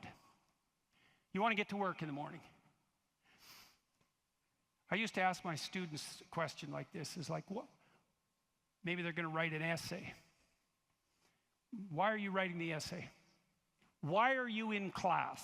Well, I'm in class because I need this class because it's part of my major. Well, why did you pick a major like that? Well, I'm interested in psychology. Well, why did you come to get a degree? Well, I think I need a degree to get a job. Well, why do you need a job? Well, I need a job to keep body and soul together, and maybe to be productive, and maybe to, establish a name for myself. And why do you want to do that? Well, because, it's part and parcel of living properly. And why do you want to live properly? And well then, and how would you live if you lived properly? And at that point, people are usually unable to answer, because you can just push people with questions about why until they run out of explanations. But the point is that you're always doing whatever you're doing because what you're doing is nested in a sequence of goal-directed actions. And those can be more or less sophisticated. If you're not very sophisticated at all, the nesting might be like 2 structures deep. Maybe you're, you're bored and you want to go get drunk, and why? Well, because you don't want to be bored. And if someone pushes you a little farther than that, you hit them. And, you don't want to delve into it. But if you're sophisticated, you have a pretty good hierarchy of answers. So you might say, well, why do you want to be a productive and generous citizen? And like I said, people usually bottom out there, but you could say, well, that's part of reciprocal altruism, and if I'm productive and generous, then that'll encourage other people to be productive and generous, and if we're all productive and generous together, then there'll be more for everyone, and we'll all get along better, and we'll get along for a longer period of time, and that'll make us all more stable, and that'll make our societies better. And then you might say, well, why is that relevant? You might say, well, because the alternative to that is something like a descent into something approximating hell, and so that's part of a reflection of the divine order and the eternal battle between good and evil. And then you could push it farther than that, and you could say, well, are you going to be on the side of the redemptive hero, or are you going to be on the side of the eternal adversary? Like, you can keep digging down farther and farther, and the farther down you dig, the more you get down into what you might describe as the implicit religious substrate. And it's very much useful to know that and to make as much of that conscious as possible. So now imagine that you've come to this talk tonight because you've decided to aim up. And maybe you haven't formulated that precisely explicitly, but something is driving you in this direction. And then you come to the talk and you find out that I'm talking about something that isn't what you expected, and it doesn't seem to be moving you along on your pathway forward to that end. And what's going to happen is you're going to be disappointed. And you might be anxious too. You're going to be disappointed because disappointment signals that you're experiencing something that's not relevant to the goal that you are attempting to pursue, and that might in fact be interfering with it. That's what negative emotion does. And maybe if you're disappointed in what I say, that also makes you anxious because you assumed that you would come here and I would say something relevant, because you assumed that you knew who I was, and then it turned out that I didn't, and then you don't know who I am, and then you don't know what you're doing here, and then you get anxious. And the reason you get anxious is because that's what anxiety is for. It tells you when the pathway to your goal has been disrupted, so multiple pathways have now emerged. So imagine you're driving your car to work and it quits. And what happens is you get anxious. And the reason you get anxious is because, well, you were beetling along quite nicely in your world, and everything was reduced to like a unidimensional simplicity. You weren't in a car as an object, you were in a thing that took you to where you wanted to go, and it was just doing what it was supposed to be doing, tracking you along the pathway to your goal. And then it fails and you're off on the side of the road, and you get anxious because how the hell are you going to get to work? And what if you don't get to work? And is your boss not going to be very happy with you? And maybe this is the third mistake you've made this week. And what if you get fired? And weren't you an idiot for buying this car? Maybe you shouldn't have a car at all. Maybe you should have walked to work. And, you know, maybe you should take a bicycle, because after all, that would save the planet. And, you know, and maybe now you have to take your car to a mechanic. But the last time you went to the mechanic, you got ripped off because you're too stupid about vehicles to manage one, and you're kind of stupid about technology in general. And aren't you stupid? And maybe you're too stupid, and isn't your wife going to? That's anxiety, right? And that's the emergence of a multiplicity of pathways, right? And so what anxiety signifies is the degeneration of an attentional hierarchy into multiplicity. And the reason you get anxious and it feels bad is because now your body can't compute how much energy you have to put out in order to get to your goal. And so you can't organize the world. You're apt to use more resources than you'll replenish. And if you continue to do that, then you'll die. And so anxiety is a signal that complexity has reemerged, chaos. That's the eternal dragon of chaos. Chaos has reemerged because your narrative has collapsed. And so that's negative emotion. That's what negative emotion signifies, is that it's the collapse of an organizing narrative. And so that's very interesting to know. So you feel positive. If I walk on the stage and I know I'm supposed to go to the front of the stage, say, and the reason I want to do that is because I know I have to talk to you, and that's and I want to talk to you because I think it's valuable to talk to you, etc. That's nested in a hierarchy of value. And if I see a clear pathway to the front of the stage, then that actually produces positive emotion. And that positive emotion impels me forward, because positive emotion does impel you forward. That's what it's for. That's how positive emotion is linked to action. So if you're enthusiastic because you can see a pathway forward to a valued goal, and that enthusiasm manifests itself. This is true even neurochemically. It manifests itself as positive motivation to move forward. And not only that, if you're moving forward and it's working, your brain tracks the fact that it's working, and then that's linked to dopamine release, by the way. which is what cocaine releases. It's linked to dopamine release. And the other thing your brain is doing, even when you're just walking to where you want to go, if you're successfully walking there, your brain tracks what you're doing. There's circuits that are activated while you're doing it. And if what you're doing results in the result you desired, then the dopamine floods those little neurons that are active and it makes them grow and flourish. And so as you practice something that's working, the circuit that is activated as you're practicing is bathed in dopamine, and that makes it stronger. And that feels good. It's growth. It's part of positive emotion. And so the positive emotion moves you forward, but also encourages you to develop a habit of that practice. And so one of the things I would bloody well say is, don't make a habit of pursuing things that aren't good for you, because you build that into you. That's what happens if you become addicted to something, you know. You build a little monster inside you that's grown. It's there. It's after one goal, despite everything else. Not a good outcome.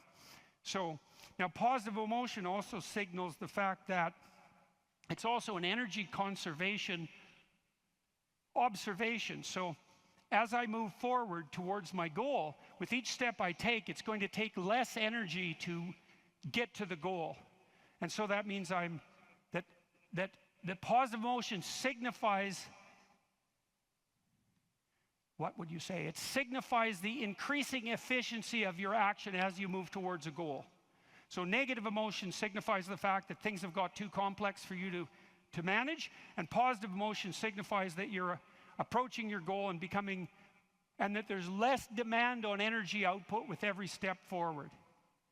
And so that's emotion. And that's pretty much worth knowing. And then what happens when you're watching a movie is you infer the goal of the protagonist, or the villain for that matter. You infer the goal of the character that's being portrayed on the screen. You adopt that goal as your own. Then you play out the emotions in your own body, which mimics the structure what would you call the character that's being portrayed on the screen, and you live that all out inside you. And that's also how you understand other people, right? You don't listen to someone and then figure out what they're saying and then infer what they're thinking. That isn't how it works. What you do is you listen to someone till you figure out what they're up to. As soon as you figure out what they're up to, you can adopt that frame of reference. As soon as you adopt that frame of reference, you have the same emotions. And that's what makes you united. And so that's so interesting. And so then you think, look, there's 5,000 people in here.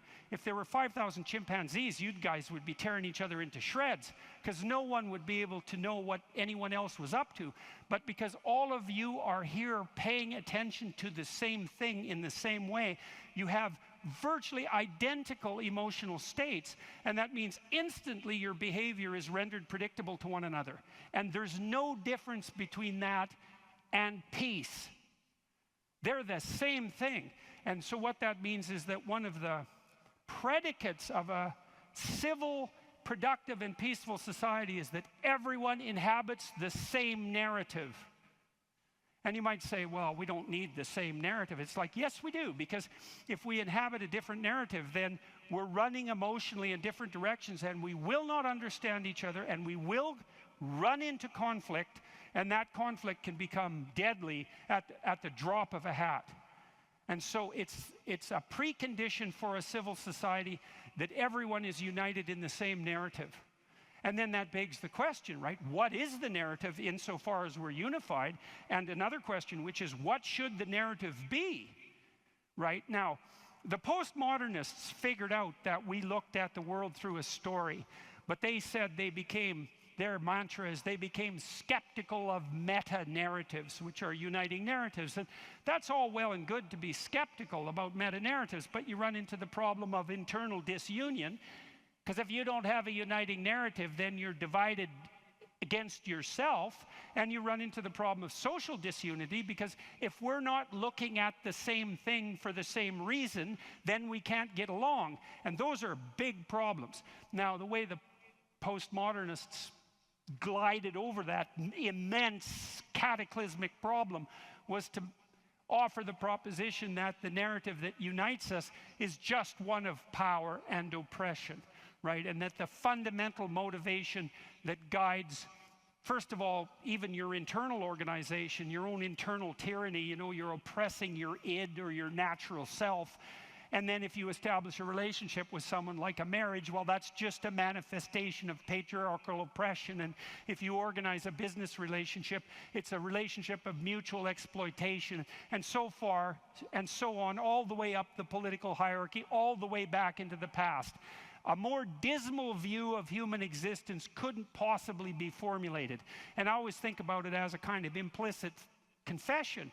It's like, so you think the world's all run by power, do you? Okay, I know what game you're playing and attempting to justify, and it's completely bloody preposterous, because first of all, if you tyrannize yourself, you're going to be one miserable creature. Plus, you're going to rebel constantly, as you already know.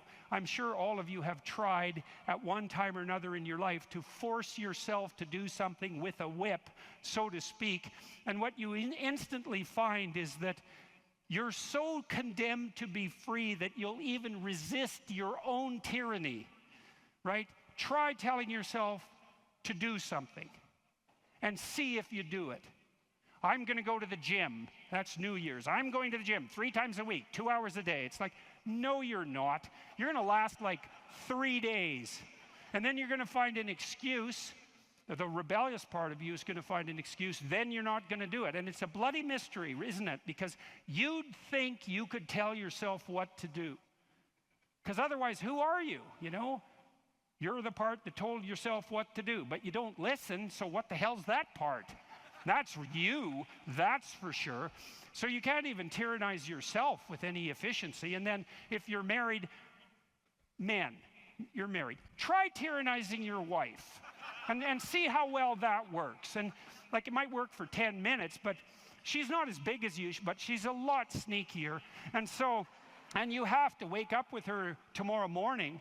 And so even if you do win the fight, which you won't, she's going to bloody well take it out on you the next day, and no wonder. And so you're bound in that relationship by the necessity of continual iterative interactions, right? And they have to be moderately peaceful, or you're going to tear each other into shreds. And if it's constant conflict, you're both going to just exhaust yourself and die. So how the hell is that going to work? So it has to be at least mutually reinforcing. And maybe if you really got it together well, you could interact with each other in a way that improved your interactions across time. And maybe you're wise enough so that if you were on that track, the way you would experience that in the moment would be as exactly the kind of relationship you'd want to have with someone. And that would be something like the spirit of play and romantic love. And that would be the manifestation of an instinct that orients you across time properly in a relationship in the moment. And that's such a wonderful thing to know, right? That instinct for play and romantic love might be the voice of the wisest instinct you have, the deepest orientation to meaning that you have.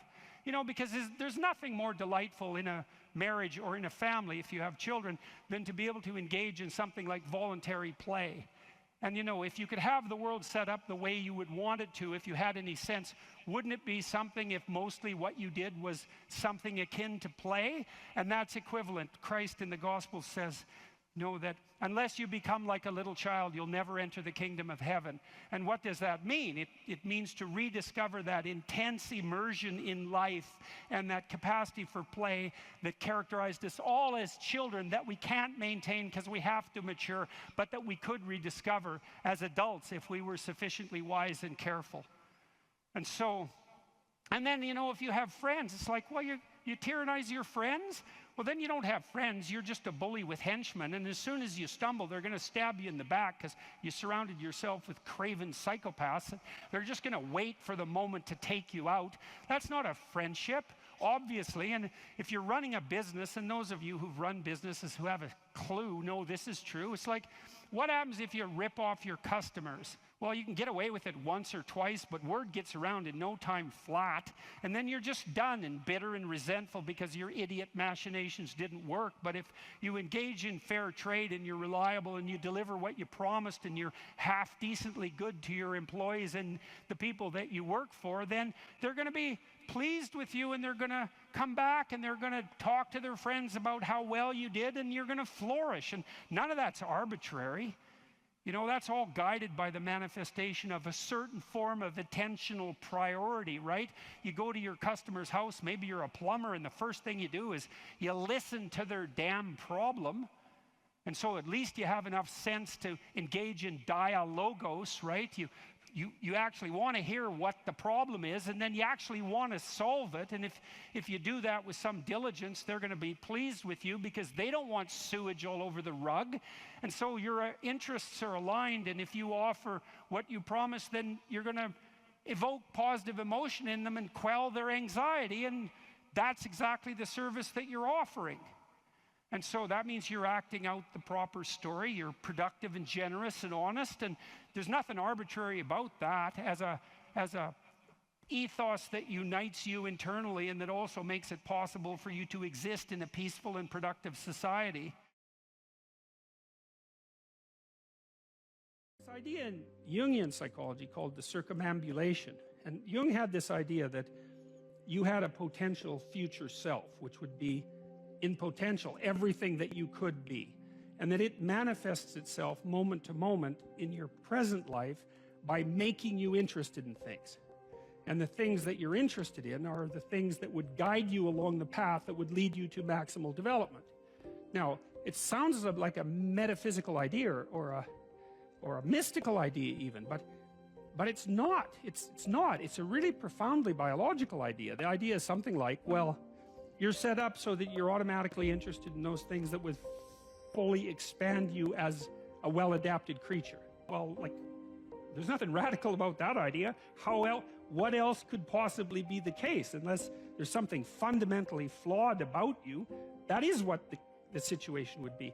It's kind of interesting to think about how that would be manifest moment to moment, but the idea is something like, well, your interest is captured by those things that lead you down the path of development.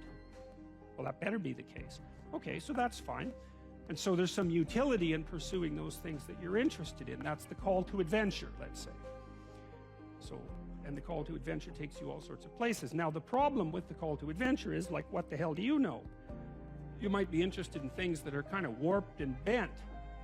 And often it's the case that when new parts of people manifest themselves and grip their interests, say, they do it very badly and shoddily. And so you stumble around like an idiot when you try to do something new.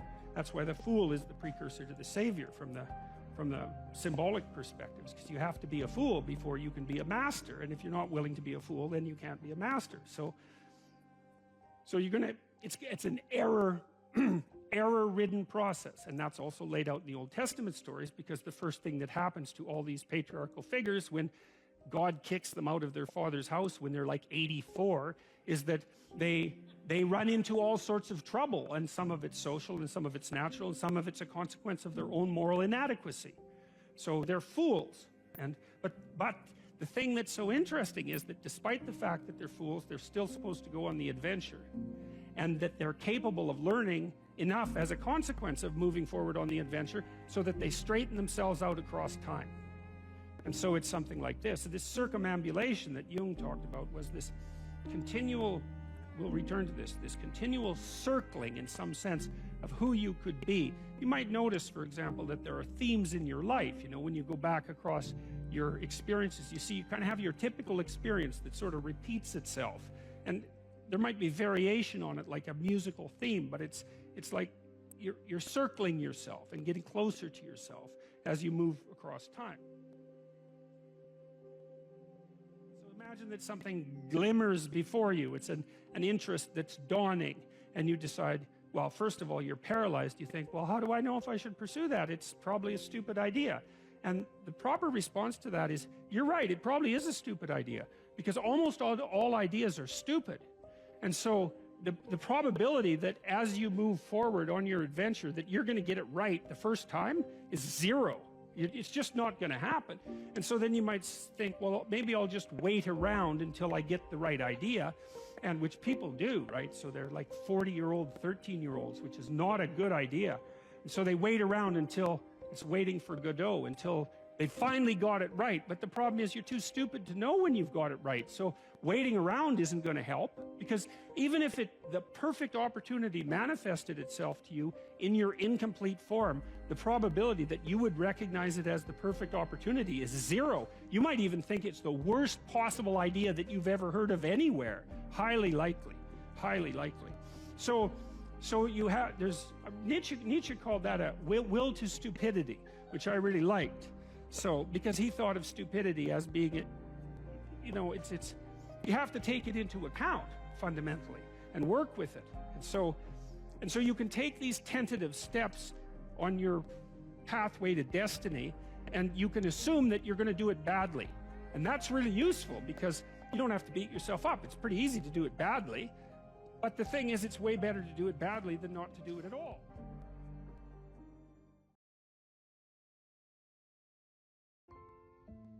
We should make a very clear distinction here that often when people are embittered and resentful and feel like they're victims, it's because really awful things have happened to them. Now, not always, but often. And so then the question is, well, if you're in a situation and something really awful is happened to you or has happened to you, then, well, why shouldn't you feel like a victim? And is there a better alternative? And part of what you were trying to lay out in this part of the book is what those better alternatives are. So part of looking for that hero is to find out from someone else's example. In your case, it was your mother, but these other sources that you described, of people who were in a sort of hell in an undeniable sense, but who chose in a very real way to make it as good as it could possibly be given the circumstances. And so they had to turn to sources of power, let's say, and strength and fortitude and resilience that weren't, in some sense, obviously associated with the catastrophe. I mean, in your mother's case, it's a pretty tragic situation. She's a young mother, she has young kids, now she has breast cancer, and she fights a losing battle over a period of 5 years. That's pretty bad. And then you have to ask yourself, given that that's obviously pretty bad, how is it even possible that someone could handle that with not only grace and courage, but the kind of grace and courage that leaves their children with an an immovable sense of the ability to prevail in the face of the deepest adversity? I mean, that's really something. You said here, thousands have come before you and they did just fine. So quit your complaining. And it's not because you have nothing to complain about. That's not the case. It's that that's not the right approach. The fact is, and this is such an optimistic fact, as well as a judgment in some sense, the fact is that if someone else can do it, so can you. And that's something, right? If you're reading about the great heroes in history, people who are in these terrible situations, and you see someone rise to the occasion, and then you can say, well, that was a person who did that, and I'm a person, and so maybe I have that capacity too, even though I don't know how to approach it. And then some of the rest of your book, much of the rest of your book, I would say in some sense is a guide to help people figure out how they could approach that. One of the things you point out first is, well, notice who you admire, and then maybe try consciously practicing becoming like that. When you see someone in the depths of genuine suffering, hopefully what you're trying to do is to throw a lifeline, and one possible lifeline is compassion. And that's probably the right lifeline to throw an infant, you know, who's suffering, that sort of overwhelming compassion. But for someone who is an adult or making progress towards being an adult, the lifeline that might be thrown is there's something within you that would let you be more than you are, and much more, and maybe enough more so that you could actually deal with this suffering so it didn't turn into hell and take everything along with it. And there isn't anything more optimistic than that. You say something here, which I think is extremely, I'm going to read something from your book here. It is true that character is to some extent innate. I would say what that does is that it provides each of us with a range of talents and a range of temptations. And so it's something like that. So it's the hand we're dealt, and there's certainly a genetic element to that. Our genetic makeup imbues in us certain proclivities, but it is as true that character is mostly a consequence of choices. Strangely enough, we all make them, and we should make them deliberately, with the knowledge that these choices are part of our responsibility toward a purpose other than our own selfish aims. That responsibility is to your family, friends, community, and country. That's something that conservatives put forward as a pathway to virtue. You know, and what's so interesting about that, as far as I'm concerned, as an antidote to atomistic liberalism, let's say, that hyper-privileges the individual, is that it's definitely been my observation as a clinical psychologist that in the depths of misery, the capability that you have to be of service to other people, your family, your friends, your community, your country, that's actually a saving grace under such circumstances. You know, and that people really find a deep and abiding meaning in that service. So it's not just finger wagging and the pointing towards duty. It's like, no, you don't understand that if you're in desperate straits, if your life has fallen apart, if you're nihilistic and miserable, and maybe you have your bloody reasons, because maybe you do, that's still the case that if you step outside yourself and you try to make the lives of other people better, that's the best possible thing that you can do for yourself.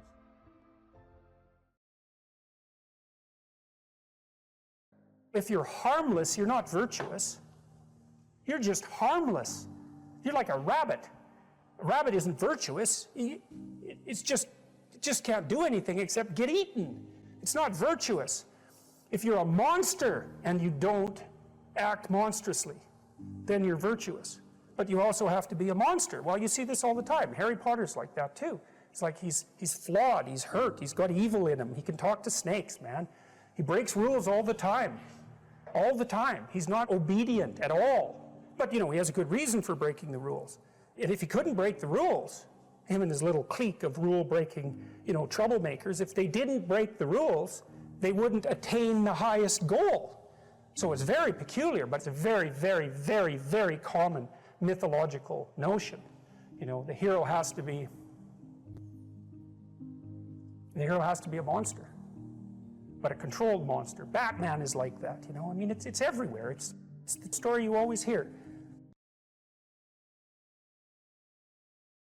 You most want to find will be found where you least want to look. There's this old story that's from King Arthur, and King Arthur has these knights, right? They all sit around a round table, which means they're roughly equal. That's what the round table means. And they're off to find the Holy Grail, and the Holy Grail is the most valuable object. That's what it means. So they're off to find the most valuable thing, but they don't know what it is, and they don't know where it is. But they know that there's a most valuable thing, so in some sense it's akin to them orienting themselves by the star. And they don't know where to look, and so what they decide is they have the castle, it's the middle of a forest, and so each knight decides to start looking for the Holy Grail by entering the forest at the point that looks darkest to him. And so what's the idea there? Well, imagine there are things that come easy to you, and that you're fond of pursuing, and that you're happy about pursuing. So you've found those and pursued them, and you've mastered them. So you know all that, but then there's another place that you don't want to go. And so you haven't gone there, and you haven't mastered it, and you're very small in comparison to it because you haven't mastered it, and so it has this monstrous aspect.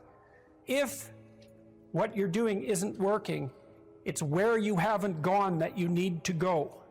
And so I can give you another example of this. So let's say you're an agreeable person, and so you don't like conflict, and you won't stand up for yourself, and you regard anger and the proclivity to provoke and to engage in conflict as something that's positively terrible.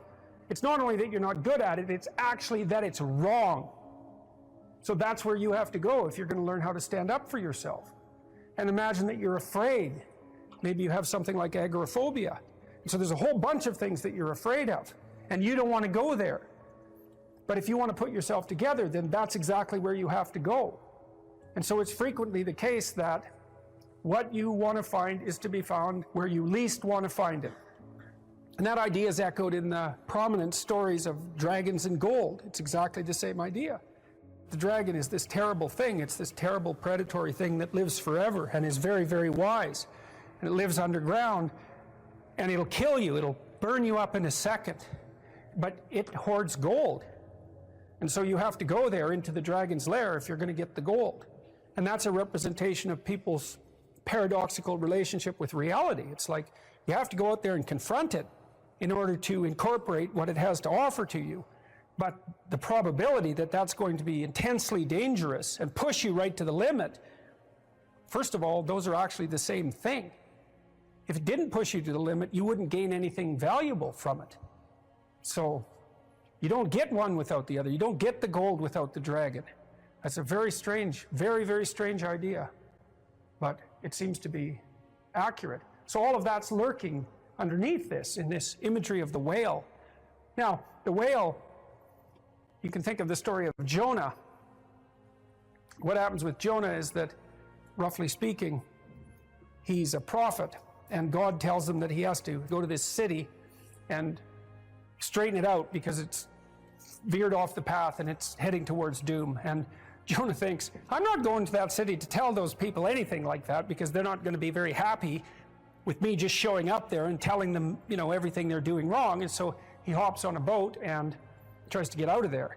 And then God conjures up this huge storm and the boat is about to be swamped, and Jonah admits that it's actually his fault because God's upset with him because he got this direct command to go straighten out the city and he ran off. And so they're not happy about this, but they throw Jonah overboard and the sea's calm, and great fish comes up, a whale, and swallows him. And then he's down in the fish for 3 days, and it throws him up on the dry land, and then he's learned his lesson by that time and he goes off to pursue his proper destiny. So that's echoed in this story as well, that if you don't follow the pathway that you're supposed to follow, the seas will become stormy for you, and something will come up and pull you down, and you'll be in a terrible place for some length of time till you learn your lesson. And if you're lucky, you'll get spit back up on shore, and then you can go do what you should do. Well, that's not a lesson that anybody needs to have interpreted. I think everybody understands that.